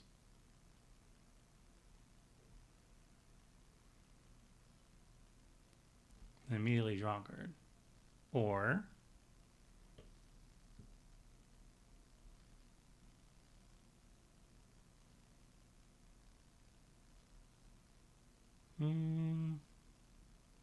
no, definitely not mechanized production.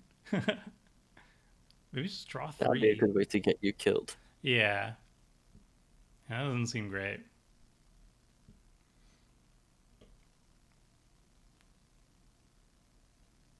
We'll go for this. I like this. Slow and steady. All right. We shuffled. Can we get lucky again? No.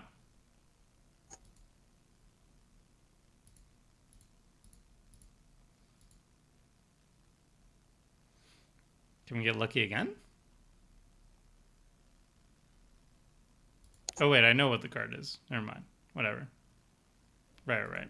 Well, we'll draw it. Boop. Ooh. Oh.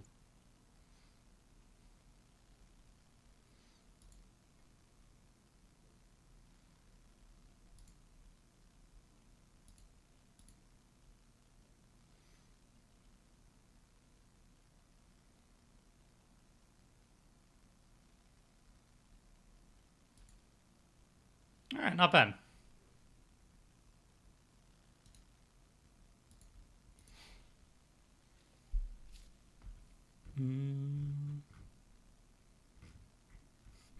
Thanks, Doctor, again.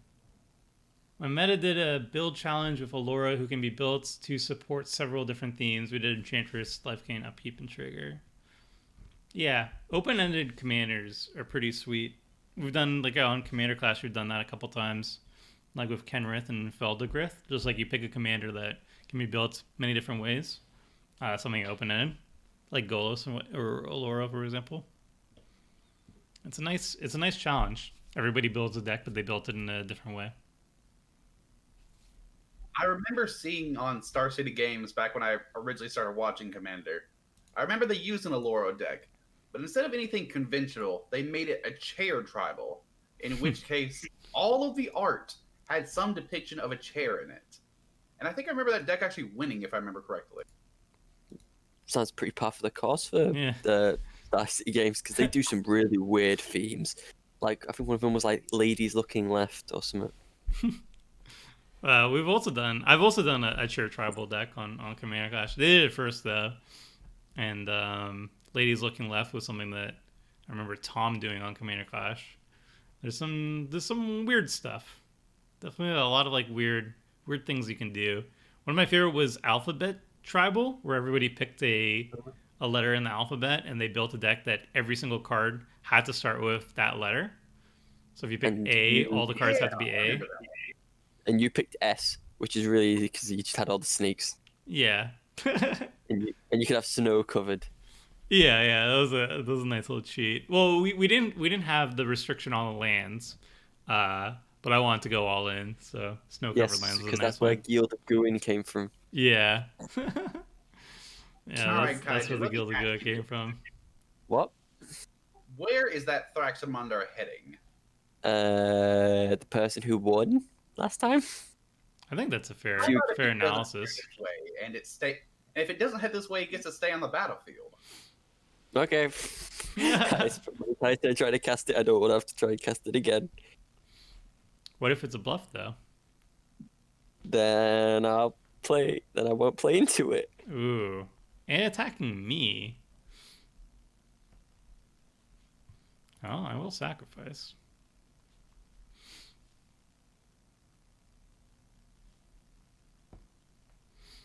Now, see, Kaiju, I'm glad we could come to a reasonable agreement. Yes, very reasonable.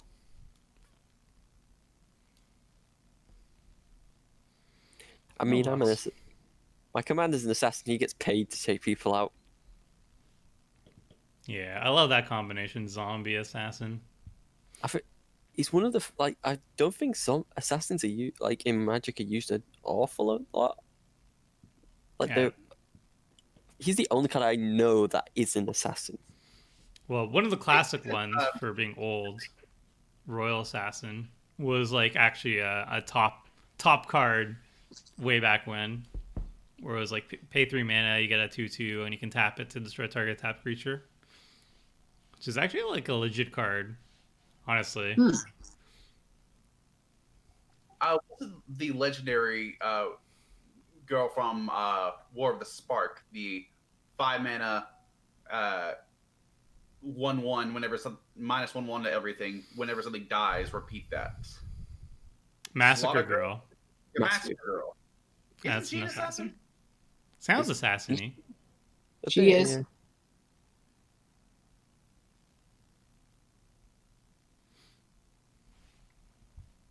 Also, I don't know how good of an assassin you can be when you ride around on a giant dragon. As apparently that's what Fraxamunda does. Well, he's a dragon killer, I guess. He assassinates other dragons, maybe? I mean, it's Grixis. Nothing makes a lot of sense there. Whoa. 4/4 attacking into 6/6. Oh, trickery. Let's see if I can What? activate this spell correctly.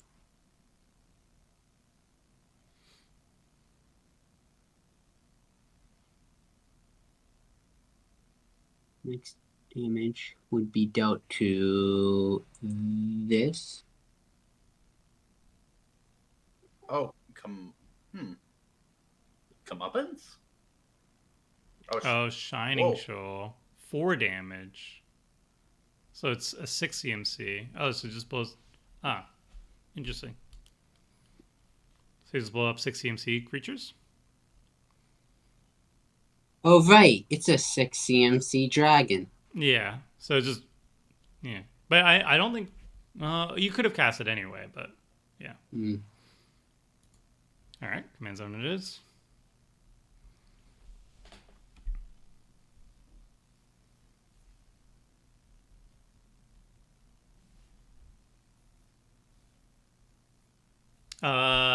Joey.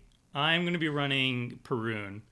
I have a Perun deck of a paper Perun deck that I really wanted to test out on Commander Clash. I took out every single infinite combo and I just replaced it with broken fast mana and free counter magic. It'll be fun. Well, at least my tracker lives to see another day. Yeah, Tracker's a really good card. It turns out, Kaiju, I was only half lying, so I'm actually apologizing for that. Because I don't know what the speed of certain spells are. I got a sorcerer speed answer.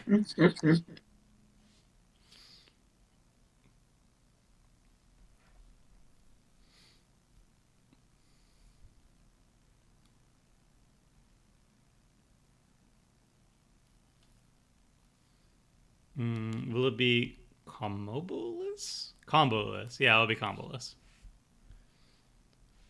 Tomer, do you know the card Charisma? Try it in Niv. Oh, yeah, I didn't put charisma in the deck. But I have a sideboard for the deck. Where I take out Niv Mizzet, I put it in the 99, and I take out all the combo pieces, and I throw in instead Tibur and Lumia, which are significantly weaker commanders, but they work really well with cards like Charisma. So I have a little sideboard that takes out all the broken, degenerate combos and depowers it and puts in cards like Charisma instead. So it's in my sideboard. I have a Perun deck and pretty much Curiosity and Melee. Well, I think like my thought process behind keeping Curiosity combo is like Perun is such a powerful such a powerful commander that I'm not going to play it like nicely ever. So I might as well go for the combos. If I wanted to play like a nicer Perun, I would just pick like Draco Genius or something like that. So that's why I run the combos in it. And then if I want to play a nicer deck, then I just switch it out for Tibur and Lumia. Because Perun, even without combos, is absolutely disgusting. Would I be right in saying that technically Niv Mizzet Reborn is the least broken Niv Mizzet? Because it technically doesn't infinite with anything. All the other ones can infinite with Curiosity and stuff.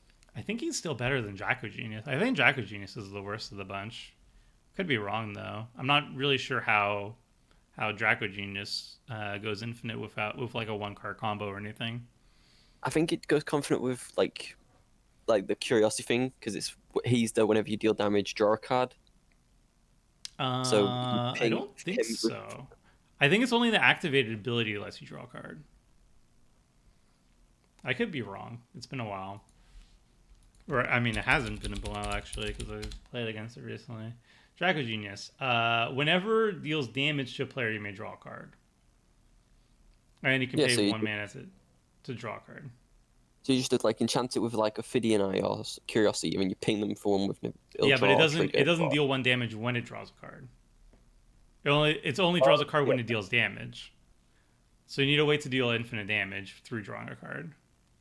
Okay. Which makes it a lot harder. I'm sure there's combos for it out there, but I think it would probably take more than 1 card to do so.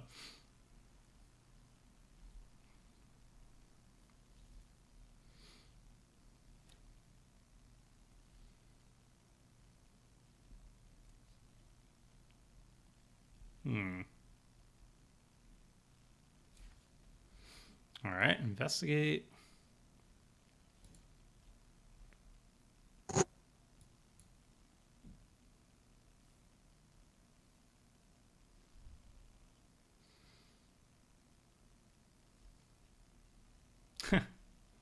These cards. Not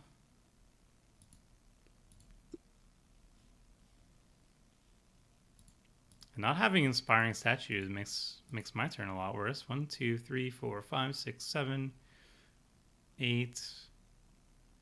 8 mana. So I could just cast that and tap out. Ugh. Well.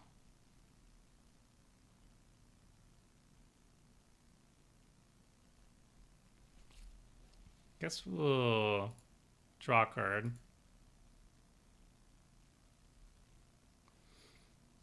Nothing wrong with drawing cards. No. A respectable thing to do is drawing cards. I wish I could draw cards. I chose drawing color. Just White's the one kid at the playground while everyone else is having fun drawing cards. He's just alone on the swing set. Kaiju, I'm going to make this really easy for you. Don't hit you or I die? No, I'm giving you some good targets because I feel like we have some mutual enemies here. And you can get your pick. Okay.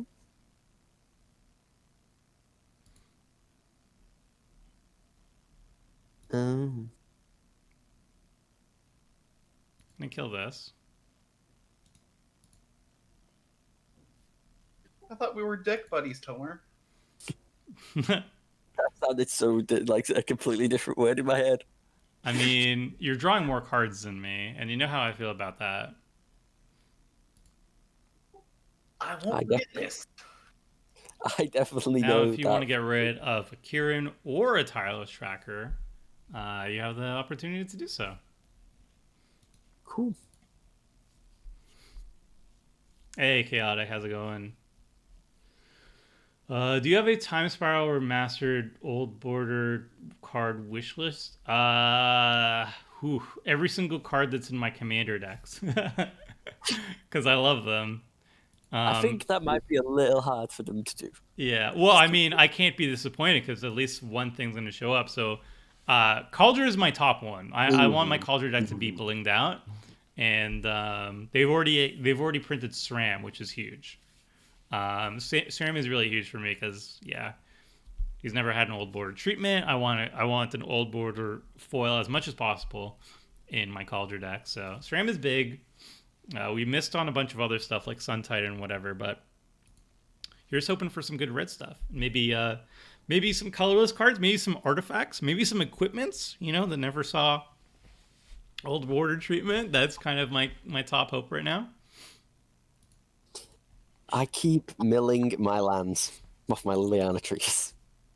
Oh yeah, let me play the world's smallest violin for you while you swing like 8 toward my face.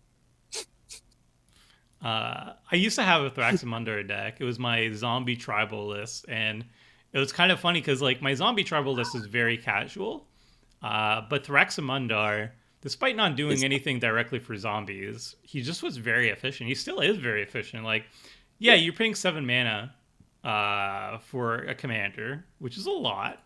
However, it immediately gets value, and it's pretty sweet, and it's a 3-shot. So I've always really enjoyed it. On the other hand, like if you see modern play design, his equivalent is Corvold. We don't like talking about Corvold. Brings up bad memories. Yeah. Corvold, I hope design-wise they thought it was a mistake. I think they probably felt like when it enters or attacks, you sacking a permanent and it's not a May. I think that's what they thought was a downside, but it turned out not to be. I don't know. What is the most problematic CMC? For you, I would say 7. 7. Dang. For you, I would say 7. 2. Not my signet. I mean, I can also hit 2 in addition, Do you but know what the worst one is right now? 0. 0 would end the game pretty quickly. At least it would end me and Afro's games very quickly. It was also, I think it would also kill Vanilla too, because then Thraxamundar would just finish the job. Exactly. Yeah, 7 would be your biggest problem, I would say. Your Well, most only immediate threat, yes. Well, it only kills Thraxamundar. It kills nothing. Oh, and Spine. It kills Spine. And Toma gets Spine back then. I'm okay with this. But if I hit 5, will there be no hard feelings? Because I'll be taking. What do you mean? You're taking out my token, my clue generator. Yeah, but I'm also taking out the Liliana so I can stop Kaiju from milling his lands. I'm gonna remove your Kieran if you get rid of the journal. That sounded like a threat. It's more of a cause and reaction, right? Like, I don't want to remove your Kieran, but I mean, if the journal goes away, then I have to make my clue token somehow. You understand? This is a clue deck. I think he's already decided to do it. All right. Well, He could have voted for the lands. Yeah, I'm glad you did not decide on lands. well, let's do this. It wouldn't have just been lands, it'd be lands and clues. I know that And would my be. zombies. Well, I mean, zombies. me and Afro would be dead, but Uh, I don't think it would work out for you either. Unless you got rid of Thraxamundar. But even then, you would still probably... If you got rid of Thraxamundar and all lands, that would actually be enough to win, probably. Maybe.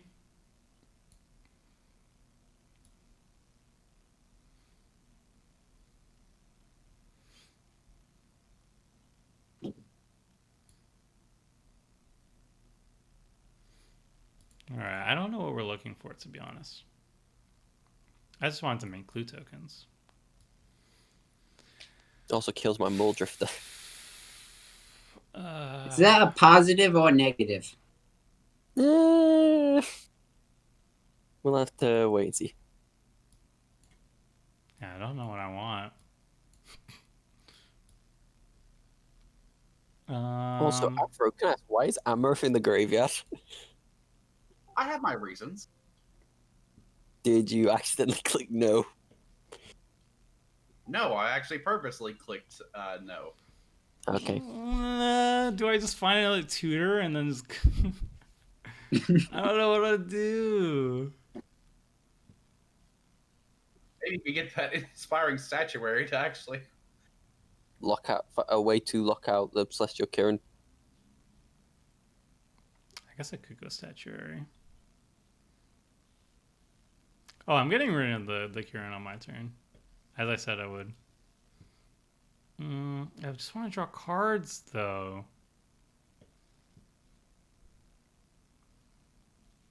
Alright, we're just going to go for the statuary, I think. Where are you? Okay. Yield.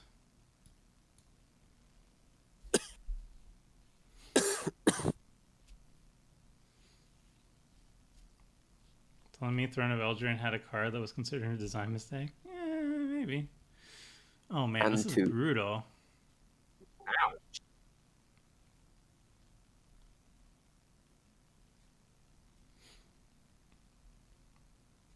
Only way you can make it more brutal is if he bounced that spirit back to his hand and played it for 0. That's true. I respect the attacking me part, but I also was gonna say for a second, if someone was going to remove your commander, you might as well like slap them in the face with it. But like I said, I did kind of win last game, so I'm not. You did kind of win last game. You do have a high win percentage on the stream as well.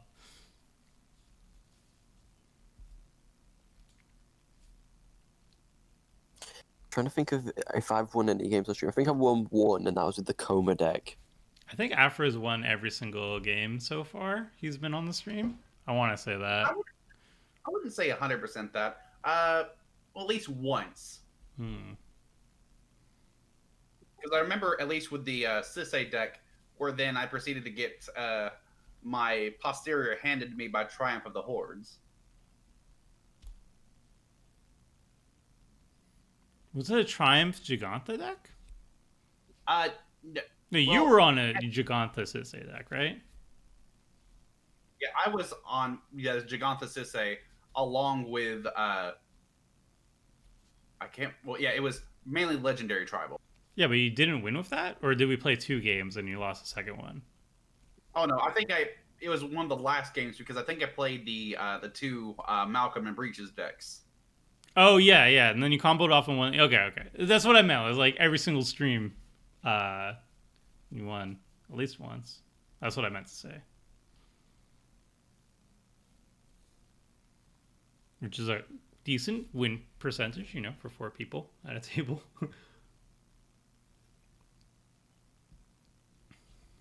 Just Lenalanger Archmage doing work. That actually gives me a good question to ask everyone. What would be the best way to explain the stack to someone who's less familiar with it? I haven't figured that out yet. I've tried. I have a good way. You make them play Magic Online.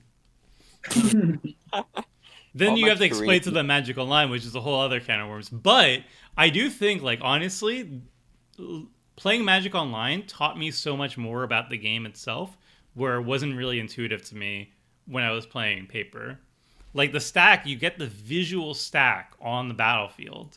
It makes so much sense. And it also priority too. If you have multiple triggers resolving at the same time, and other people control those triggers, how do you resolve that? If you watch Magic Online, you know what it is, right? So I think Magic Online is a fantastic way of learning the intricate rules, ins and outs, just passively. This is a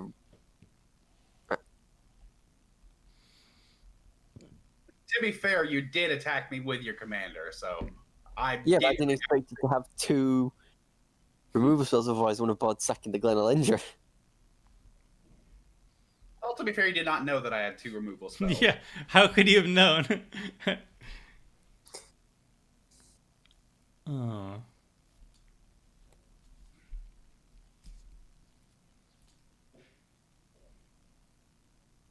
Why are people saying pancakes? Oh, stack. I just started getting hungry. I mean, I use like if I try and explain the stack to somebody, I use something similar, like taking the actual cards and laying them on top of each other, Mm-hmm. and then I'll say the way you resolve it is by taking them off.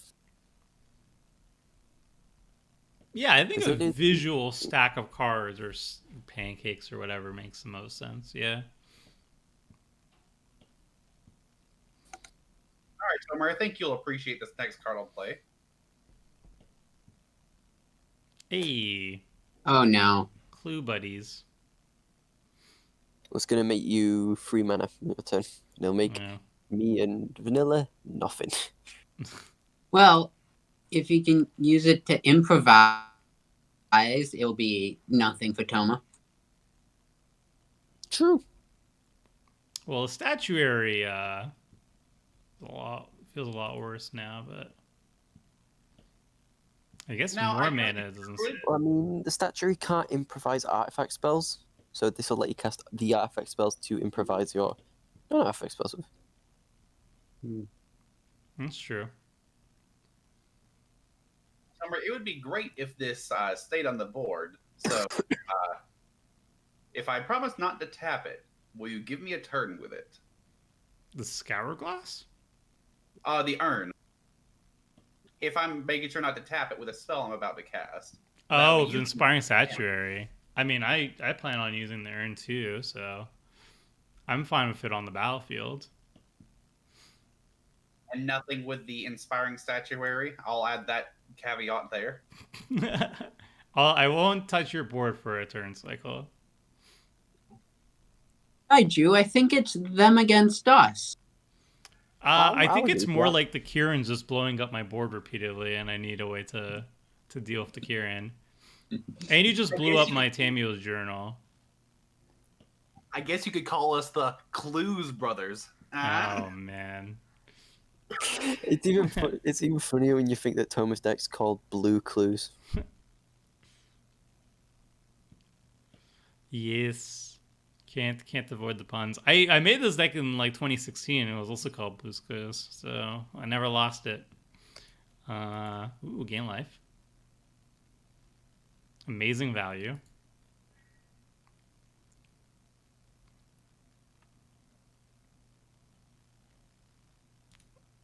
All right. Wow. Artifact lands are broken. Really good. They're Oh pretty yeah, decent. artifact lands. All right, so I have. This would be 8 mana, so 4, 8, and then. Gosh, blowing up my ramp sources repeatedly does make things a little bit harder. I did say I'm going to get rid of the Kieran though, so I guess I'm not casting Amareth right now. Oh wait, no, I have a land drop.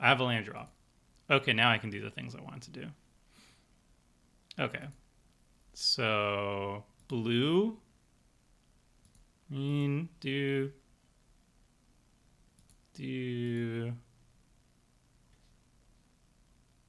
so 8.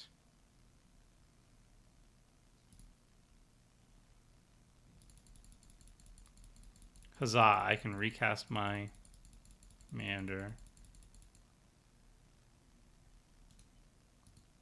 Awesome.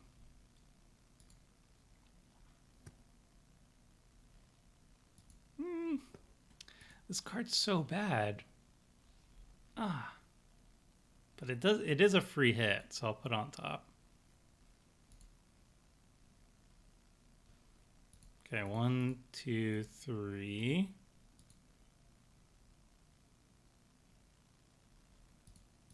Free hit.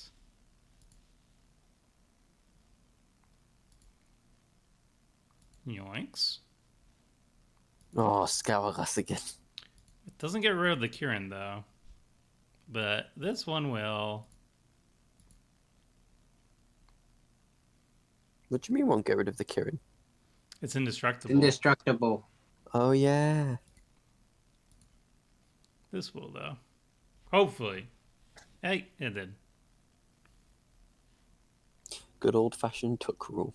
So now it is not indestructible. All right. That'll do it.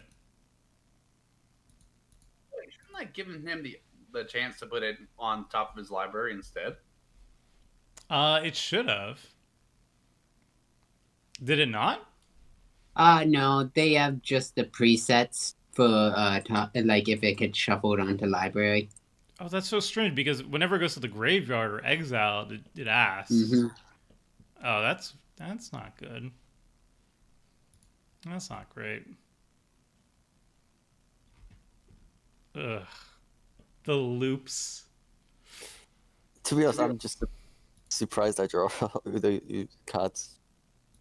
Because I had both Is It Chronok and Archaeomancer relatively quickly.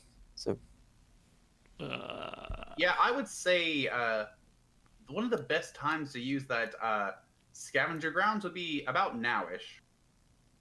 Unfortunately, I did not have all the mana that I wanted. Or at least next turn around. Maybe. he's back. Yep.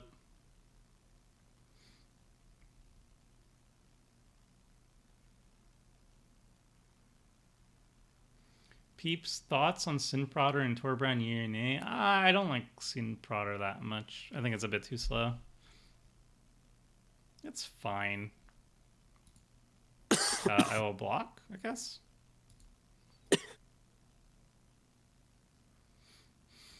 Am I getting got?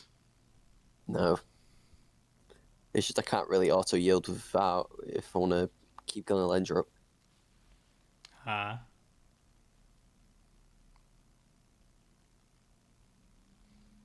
will say majority of my games are 1 versus 1. I think it's better in 1 versus 1. Because then if you, especially if you're not running like 40 life total, you just have to kill one person. I think Sin Prodder gets a lot better there. Because it becomes a threat. Oh, one more thing I would want for them to add on to Magic Online. For the single player games, or at least for like when you're doing the solo games where you're just like playing by yourself, I would like to have some like at least target dummy type of opponent that doesn't have any cards or anything like that, but cards that can be targeted and whatnot, because certain interactions in that solo way don't happen in the way you would want them to.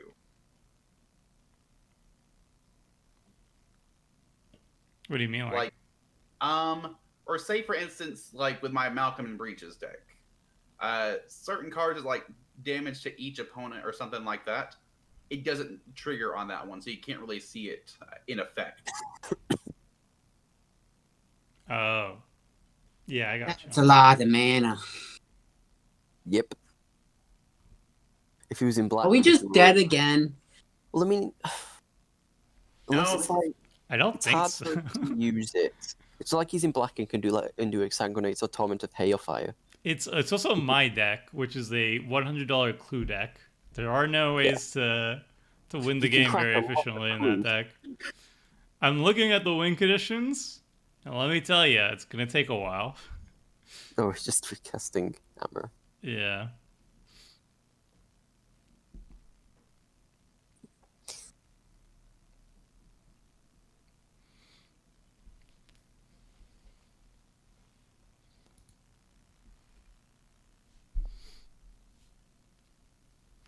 Yeah, there's no expropriate or anything in the deck.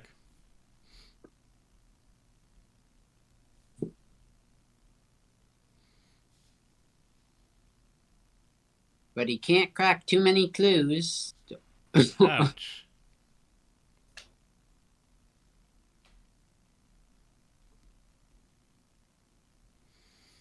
Hmm.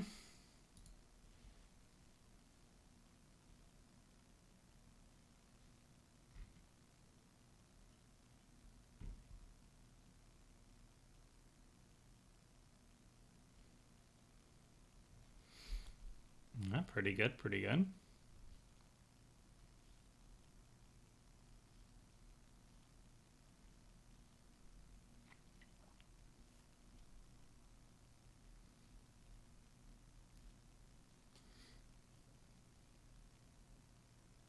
Hmm.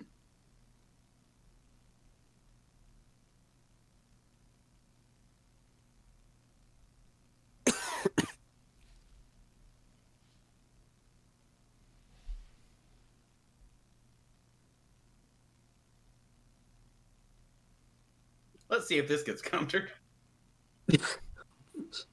Maybe. I'm thinking about it. I'm just trying to think of what you'd do. Because all you'd get is a bunch more clues, and you can only crack, like, one more. He has 9 mana floating. Oh, yeah. In that case, I probably can't let it resolve. But then he's just going to blow up Fraxamundar again, most likely.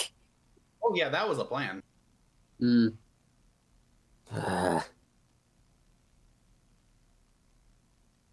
Whoop.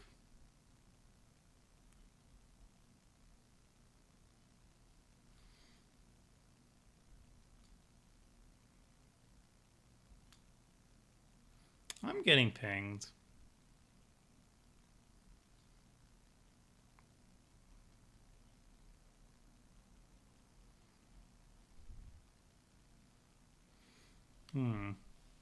Even more value.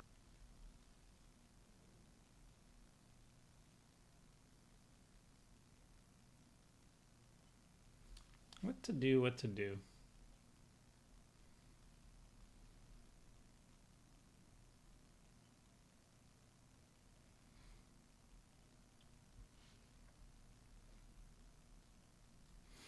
Blink Moth Ern is only like $2, and I love it. It's $1.25. Assume this clue deck runs mechanized production. Yes, and is the main win condition. There aren't a lot of win conditions, but that is definitely one of the better ones.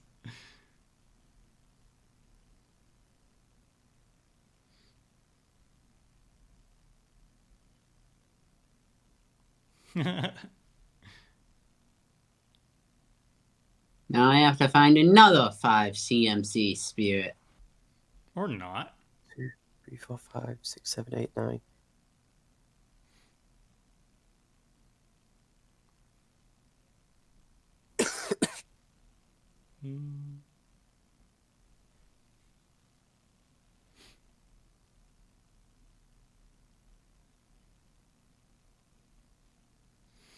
Yeah, get a life.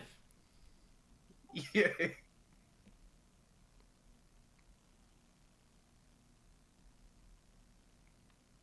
Okay. And generate the mana.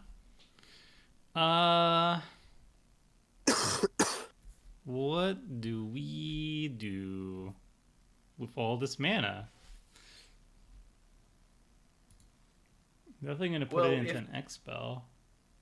If I would say, as a fellow Amareth player, I would say it would be best to get rid of the threats that lie ahead of us, brother. Very interesting. How about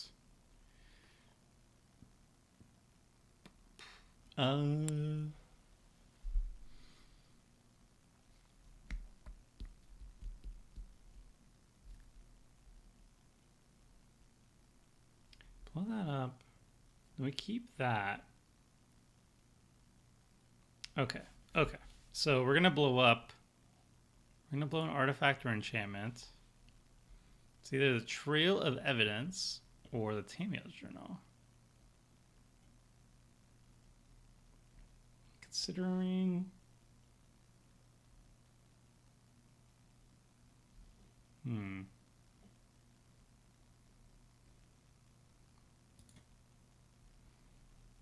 I think we blow up the. Yeah, let's blow up the Trail of Events. Do. Sorry, I have a little thing that I'm setting up here. fine. I am wiping the board, kind of, sort of. A little bit. A little bit of wiping. A minor wipe. Please be Cataclysmic Gearhulk.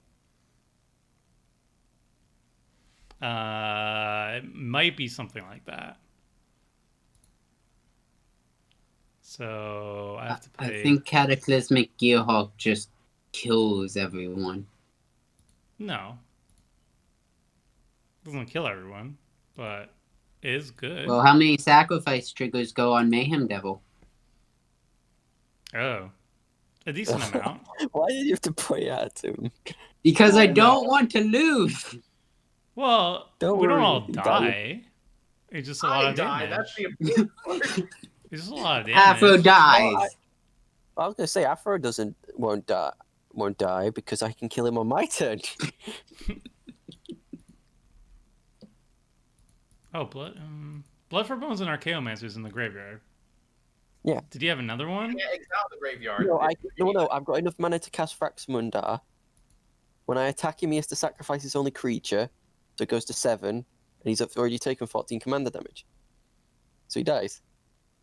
Now, Tomer, you don't want me to die just yet. I do have a Blink Mothurn that's giving you a nice supple amount of mana. Yeah, but you get to choose which artifacts. You could just sack it. Wait. In spite anyway. I promise, if you make sure I don't die next turn, I will make sure for 2 solid turns I won't do anything to you, and I will make sure that this Blink Mothurn stays untapped. But it's a cool play. I say do it. Go for it. Do it for the Oh, vine. For Do the it memes. for the vine. I'll tap. Alright, I guess we tap these two because they're gonna get boom boomed. Yeah. X equals 5. Yeah. Alright. X equals 5. Let's get the Gear Hulk.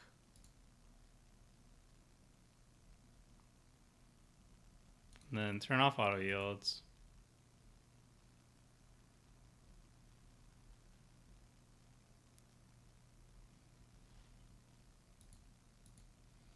Ooh, they're targeting me still?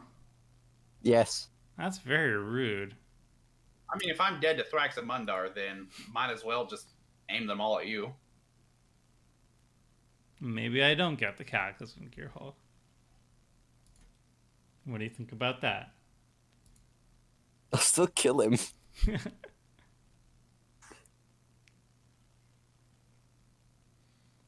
Well, if you're killing him, then that makes my Cataclysm Gear Hulk so much worse. Well, I did X equals 5, so I don't really have a lot of alternatives here. But I could get something different, actually. If you want. I might. Another Blink Mothon.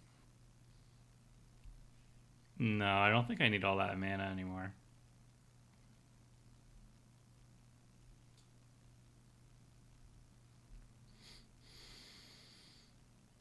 It is hard in this deck to search for what would be right to get from the Tamiyo's Journal.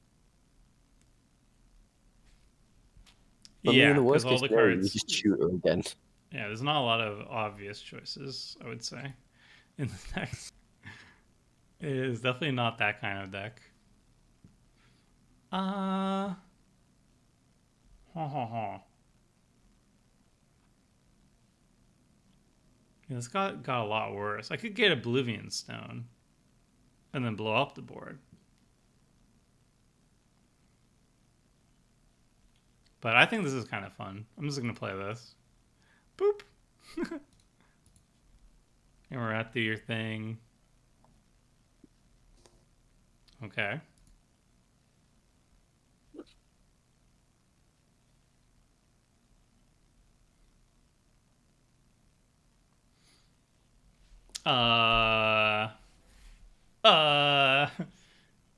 Can't cast spells because of poor mana.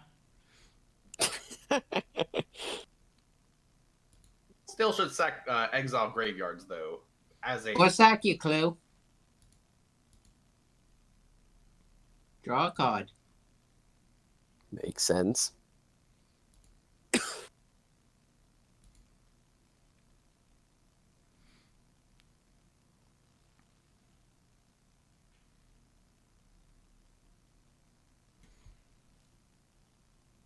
Hmm.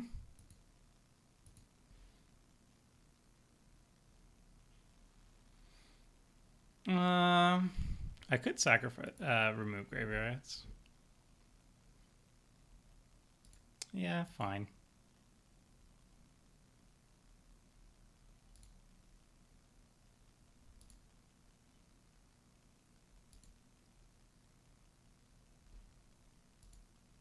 Boop.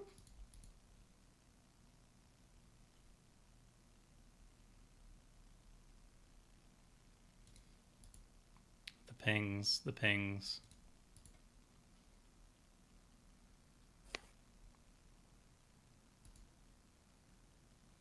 A graveyard.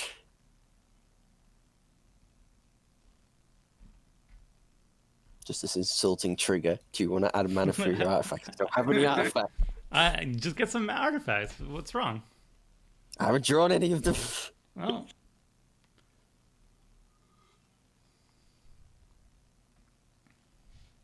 Alright, welcome back, Thaxamundar.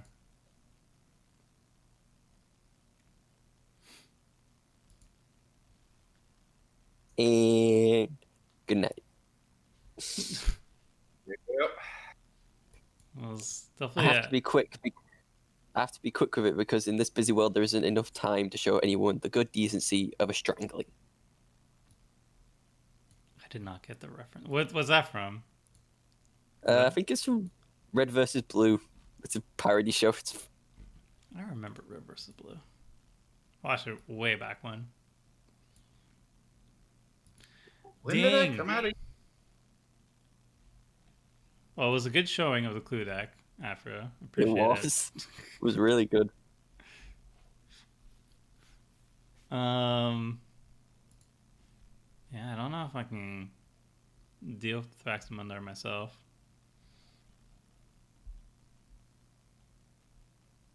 But at least I have a Darksteel Juggernaut on the battlefield. That has to amount for something. I was just thinking, like, what's a Mimi card that I can throw in that won't die to the Kieran?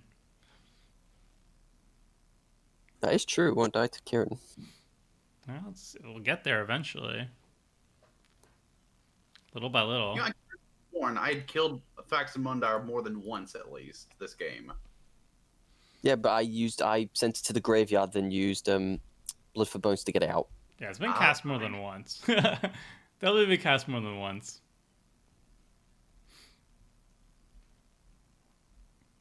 I just need to top deck an answer to Thaxamundar. Oh, maybe turn off auto yields. What? I turned off. Okay. What are you gonna sack the? I was going to Inventor Set? sacrifice a clue, but apparently it did not care about that. Maybe it's because the end step is on Afro's sets. Yep, it's not on Vanilla's. So set stop on Vanilla's end step. I don't exist anymore. Yeah, that was a lot worse than how I wanted it to be.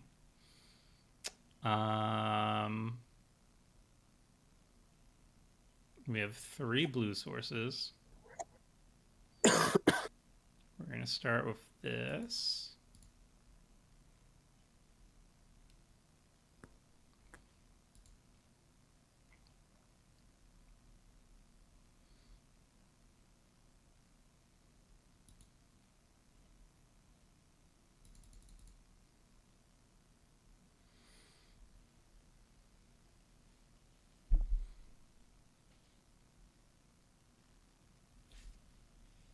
Hit an artifact off the top. Okay. Okay, we didn't get there. That's fine. I didn't want that anyway.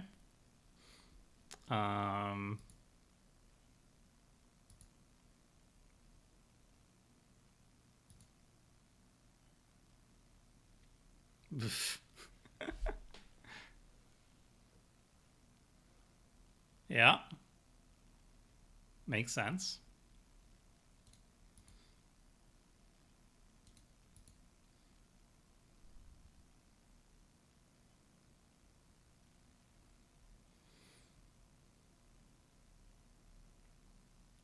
I just wonder why Vanilla's just got 10 mana up. Nothing nefarious, I assume. I can do something at instant speed, but it really doesn't affect CMCs.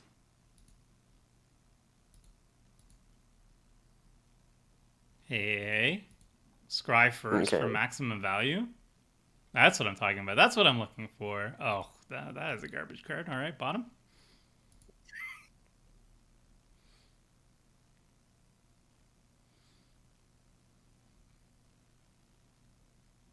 All right, that's fine.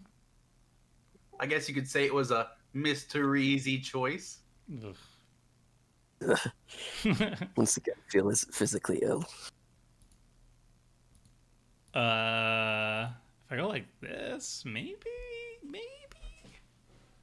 Pretty sure I'm dead, but.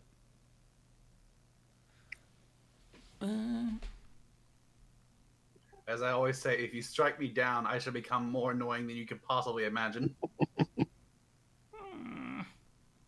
Maybe hold back. Yeah, I'll hold back.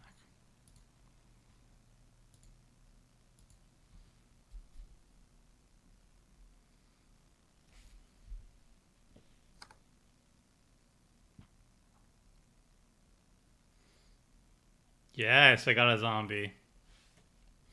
That's what I wanted. Alright, 8 cards in hands. How dead am I? Depends on what I draw. Okay, I'll take that.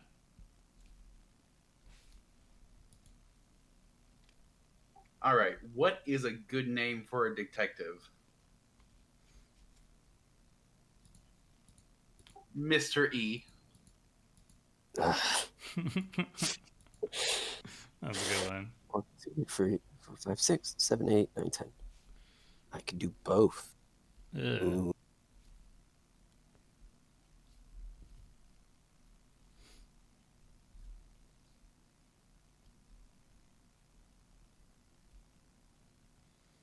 Oh yeah, I'm dead. What? Yeah, against a second. Okay.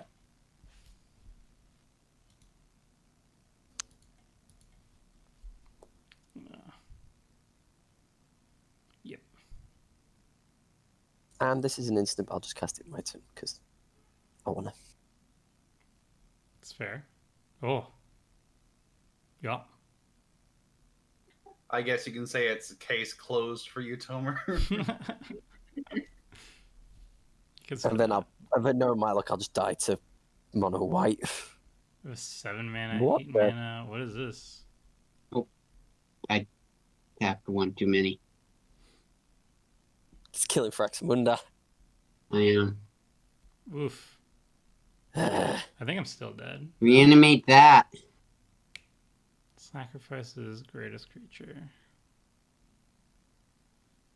Ooh.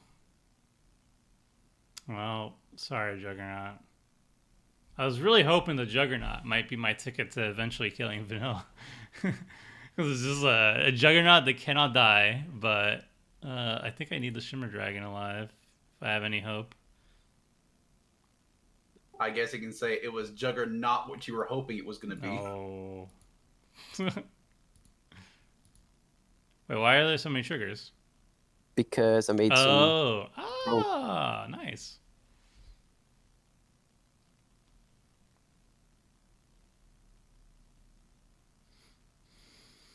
Tomer build a $50 Prismatic Piper and another partner commander? Why Piper? Is there a specific reason? Whoa, there are so many misses. Okay. I will admit, Prismatic Piper caught my eye first when I originally saw it. First of all, because of Seth McKinnon art, because it's gorgeous. Yeah. But then, as I realized, not as great as a card in actuality outside of draft environments. I mean, it's literally a filler card. That's all it has. I get the meme potential, but it's not even like as interesting to me as like the last meme that people really liked was Yargle. But Yargle actually can like do things. I don't know. Oh yeah, I've seen the Yargle decks before, and they're like actually somewhat reasonable. But Yeah.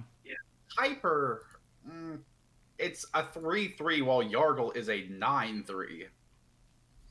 It's like those you versus the girl, well, you versus the boy your girl's talking to memes. Yeah, I can understand that. Yeah, Command Zone. I'm glad you liked JG. Wow, that took me a second. Caluso. You exiling my Fraxamunda actually stopped me from killing him. Yes, Yeah. I am well aware. 'Cause, like, I guess Vanilla, you're a little bit more afraid of the Thrax player than me right now, which Yes. Yeah, I kind of am. I'm fine with this. What's in graveyard? I'm not. I still think you killed me, Kaiju. I don't really I think I have. do. But it's gonna take like a bit more effort than I was willing to put into it. Good. I don't want that coming Like the back. plan was to throw you out the window and let gravity do its job, but he's decided to fire that grappling hook last second. Only I So I'm can having see. to go for the effort of cutting it. Darksteel Juggernaut wasn't disappointing, though. It was actually a really sweet card. It's just that Thraxamunda requires a This is gonna be- sacrifice. And I needed a blocker. I absolutely needed a blocker on the battlefield.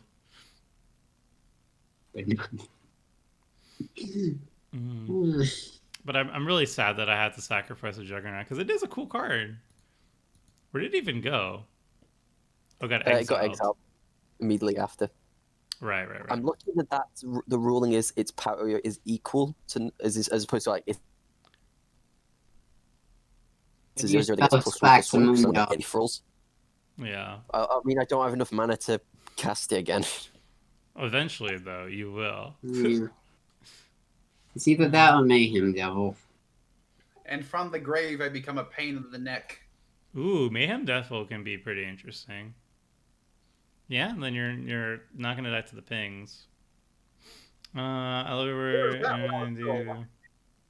could you try not to make the viewer submitted decks sound lackluster? Oh, yeah, I can understand that, Sheldon. I'll try not to be as critical of the viewer decks, because we are picking them and all. But yeah, I understand that. Oh boy, I gain a life.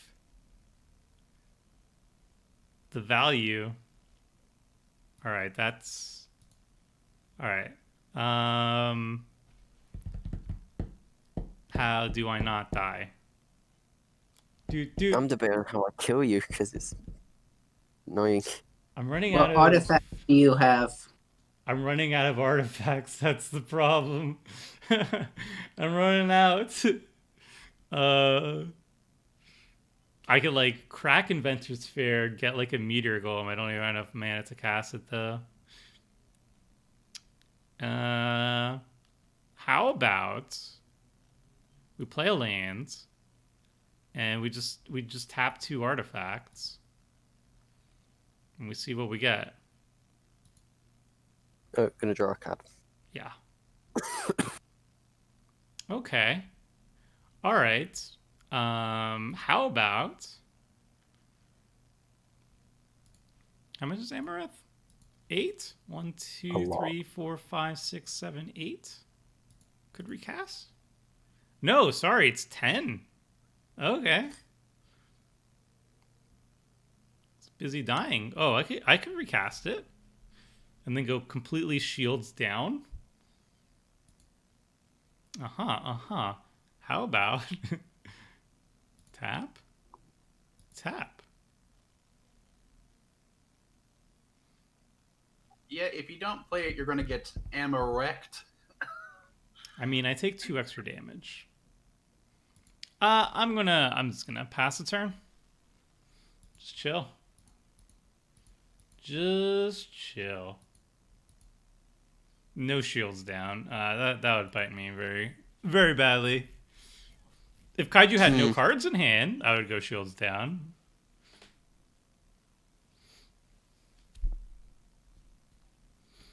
Well, one of the cards in his hand is Squee, right? Yes. So it's not that bad. That itself is not that bad, no. So our commanders are Amareth, the Lustrous, Celestial Kieran in Thraximundar. Thraximundar can't be cast right now, hopefully. Nope. And my deck's a $100 Clue Tribal. Ooh. Interesting. Oh, and then you sacrifice it and you ping me again?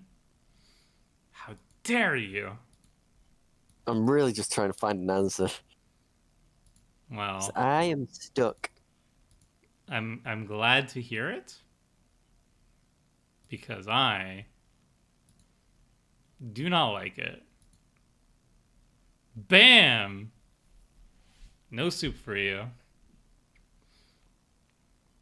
What? No soup for you. Oh no. Alright. We're fighting over this evoked Muldrifter then. Let's go. I like drawing cards too.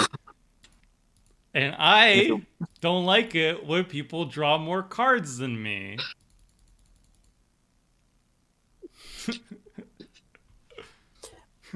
Alright, now you can kill me. That's a good rebuke to his answer.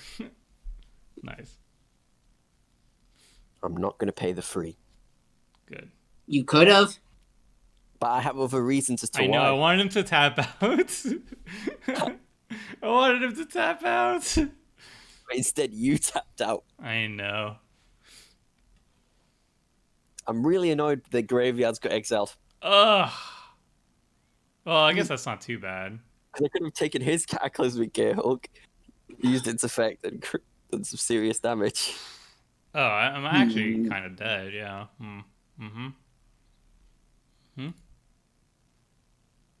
I can't attack you because you've got the 5/6 in the way right now. Good. Instead, I'm going to attack Vanilla. You could attack me. Maybe I don't block. Yeah, you, Why'd you swing with Mayhem Devil? because just want to deal more damage. It doesn't, Is it though. the Flash Spirit Oh, dude? yeah. 4 mana? Nuts. Nope, apparently not. No, it's the Runed Halo. Oh! Ha! Wanna buy it? Ruined Halo.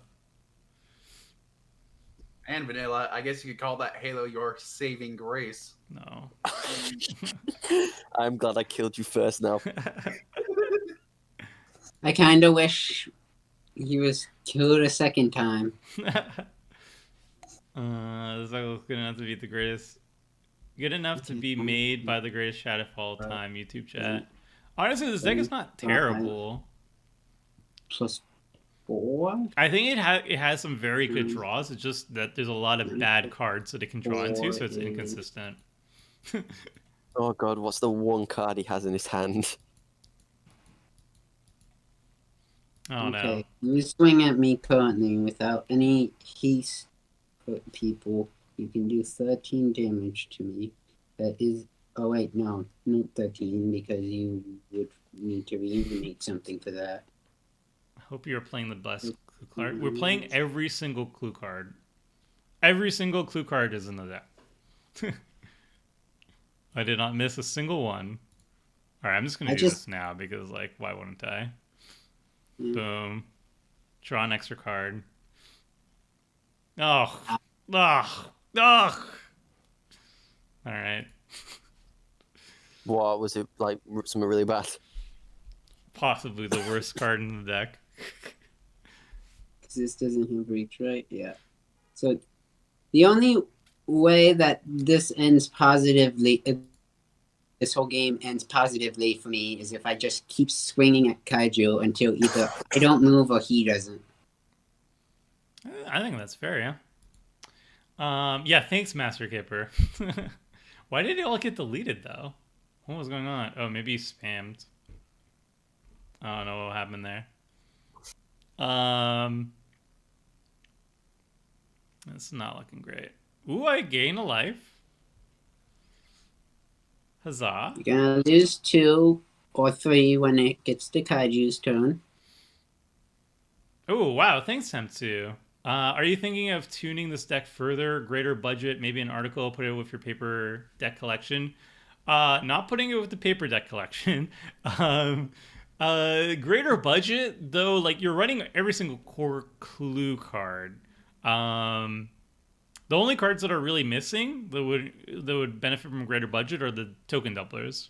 And beyond that, you could switch out the commander, maybe add red, and go for more of an artifact deck. But like, I feel like it's very much a slippery slope. Where if you add more colors and more like really good artifact cards, then the worst cards quickly become the clue cards, right? So I'm really happy with where it is right now. Honestly, $100 for a clue deck seems pretty legit. Honestly, it could be even a $50 deck. You just cut some of the more expensive cards that don't really have that much of an impact, and you can still run all of them. How do we deal with the Scarab God? Maybe I draw some cards. Now would be wait 1, 2, 3, 4, 5, 6. I think I have to cast. I think I have to cast my commander. 10, 11, 11 pings if the Cataclysmic Gearhawk comes out. I can't. It's because it's in exile. Oh, it's in exile? Yeah. If Toma hadn't had his scavenger grounds untapped at that time, the turn when it got to my turn, I would have played Scarab God, exiled the Cataclysmic Gearhawk that was in Afro's graveyard, and used all the triggers to kill Toma, then kill Afro, and then you. But he did it. Not really. Toma's Cataclysmic Gearhawk is exiled? It was actually mine because I had discarded it. Yeah. Like Toma's is still in his deck somewhere. Let's just do it like this. I think.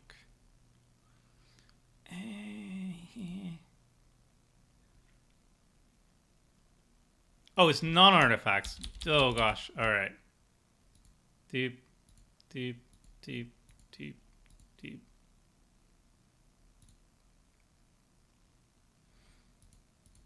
All right, scry. Hope for something. Oh gosh. I guess we do hit that, and then yeah, fine. I'll keep that on top. All right, are you ready for the best clue card in the entire deck? Let's track up. What it could be. Is it Soul Ring or something? Clue card. Tireless Tracker. Oh yeah, it could be a tie tracker. Bygone Bishop. The enchantment that when something dies, you investigate. Even better. Obviously, it's Commander All-Star Magnifying Glass. All right. I think we're dead. Maybe.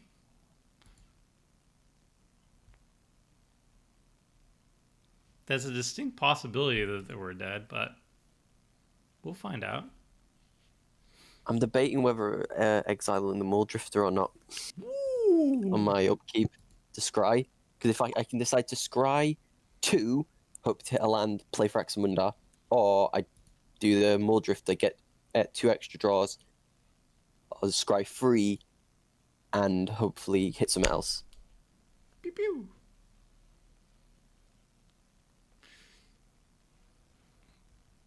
Oh. All right. Well, that's what I got. Hopefully it's enough. We'll find out. We will, hopefully. So I'm gonna lose 2. 4, 3. Lose 3? Lose 2. Reanimate on upkeep.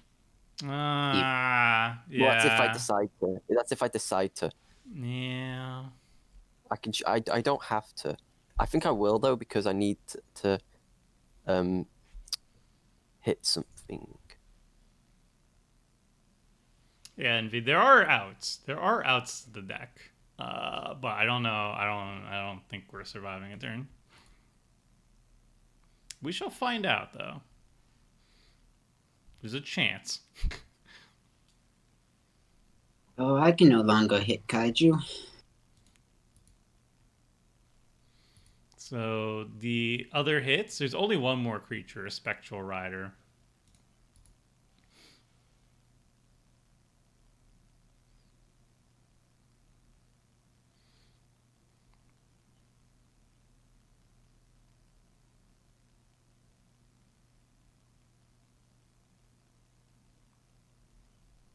How much damage?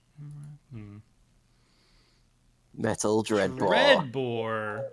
Hopefully I can respond. Okay, cool. Guess we do this. I would like the Amareth to survive. Please. Please. Click. There we go. That is some gorgeous art right there. Yeah, it looks really good. Okay. Yes. Minor victories. Unfortunately. Oh.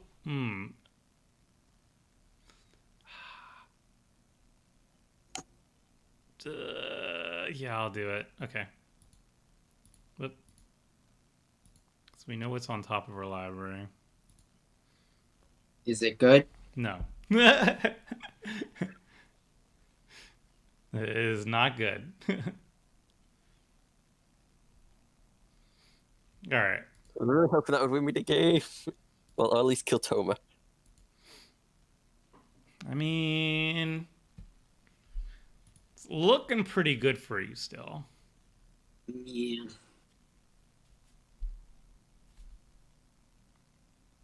Yeah, but like, it could just be one drop. Ah. And I just lose. Oh, No. The plan was, yeah, kill the thing and then get rid of the hexproof creature, but that didn't happen. So Well, I think you get. What do I think I have to just let Amareth die again. Amareth, no. Oh, yeah, I'm dead, aren't I? probably. Let's see. That's 3, and then I block the Scarab God, and I take 5. Yeah, I'm dead. well, I don't want to really attack with the Scarab God because I don't want it to die. Oh, well, you could just put back on top of your library. It's not the I know, worst. it's not. It's just. Or you could just let me survive for one more turn. I'm just thinking. I'd be down. I can kill you without having to attack with Scarab God. Wait, no, I can't. I have to attack with Scarab God. Yeah. I think I'll take the risk. Well, Alright. looks like Amareth has drawn his last Amar breath. Oh boy. Ah. So yeah, there were outs. Rampage of the Clans would have been sweet. There's also like Confront the Unknown or whatever. If I kept Amareth around, and top deck that and got rid of the Muldrifter, then maybe. But that was too many ifs, so I had to sacrifice Amareth and then just use the dragon and hopefully draw a ton of cards and see if there was anything there. But alas, did not get there. I'll be honest, Kaiju, I like your chances at this. Just the mono white deck just needs to draw a lot of cards on the side. I mean, just has to draw one card. One really good card. Yeah, one more board whip. Is it? Should have made a clue token. Ha. Hey, There's a chance, right? You can still investigate. Yeah, there it is. Great card. 9 mana draw a card. Fantastic card. Fitting for white. Yeah. It Draw may, even. Yeah. except you can't. The value Oh, plays I have here. to target something. A Titan Muldrifter. You had all those thralls you could have hit. I ain't killing my thralls. Why? There's 0-1. But how in the world would a Thrax build a Celestial Kieran deck? Oh, it's. I think Thrax is definitely favored because you just cast Thrax, he has haste, and you attack, and then the Kieran has to sacrifice. I don't think that would be an issue.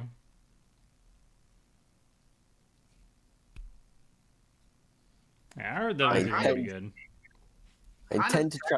Play my Gin deck, but also kind of glad I didn't. Your what? My Gin deck. Whenever that one person in chat made a suggestion to do a Gin Saga deck, I've made one online, and I've actually really enjoyed it. But it's also kind of a little bit degenerate some points. A little bit stacksy, I would imagine. A little bit of looping, a lot of sagas.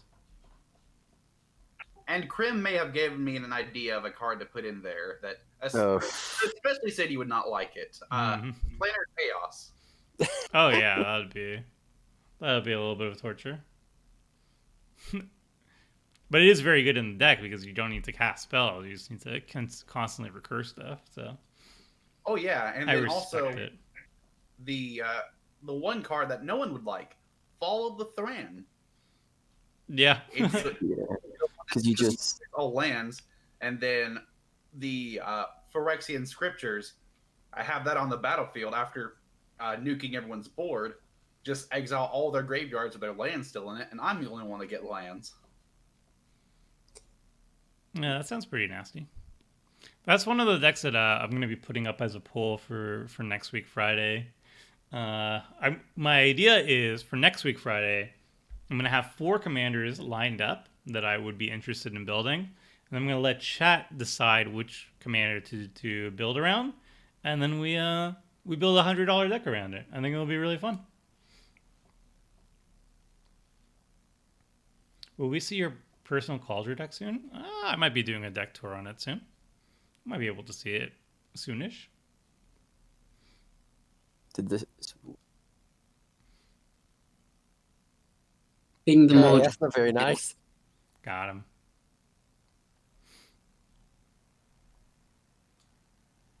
When would you be posting that poll, by the way? It would be just like during the stream itself. Okay. I'd like put a straw poll at the beginning and then let people who are at the chat choose. I think that's enough, but I'm just gonna do this just to. It should be lethal, yeah. I'm just gonna get one more counter. Oh, and Thrax, yeah. $100 in paper, JG.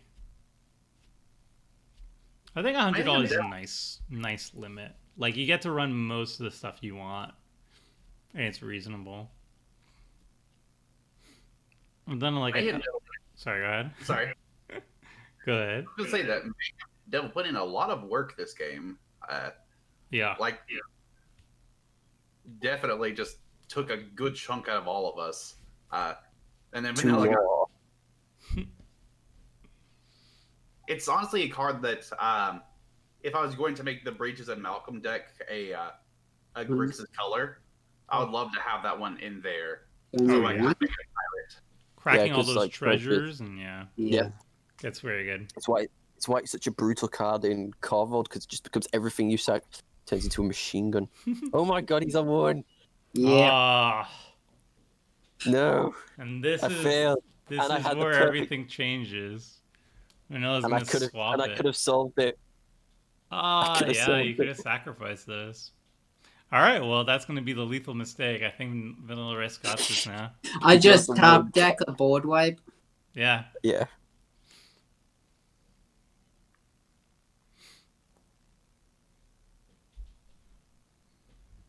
Wrath off. I was just about to sack the Eldrazi Scion to ping Vanilla Ice. Forget for a second, but I remember days. Ruined Halo. Good card. Oh, look at the card draw is out of control here. The glass. Yeah, and this Rude Halo actually saved you a ton. Yeah. Yeah, it's done really well. So no games next Friday? Probably not. I kind of want to have more opportunities where I stream and don't play a game and just like chat and hang out in different ways. And I think that's one of the fun ways of doing it. Because like one of the most popular streams that I had was like the tier list, and it was super fun for me because it wasn't a game of Magic. It was just like hanging out, talking to chat, and ranking a bunch of Caldheim commanders based on my hype for them. And I don't know, I really liked it. I like playing games, obviously too, but having variety will help me not be burnt out from doing this bi-weekly. Yeah, if I was to have to do like at least 2 streams that could possibly go into 3 hours of gaming, my already mushy brain would become even more mushy. Yeah.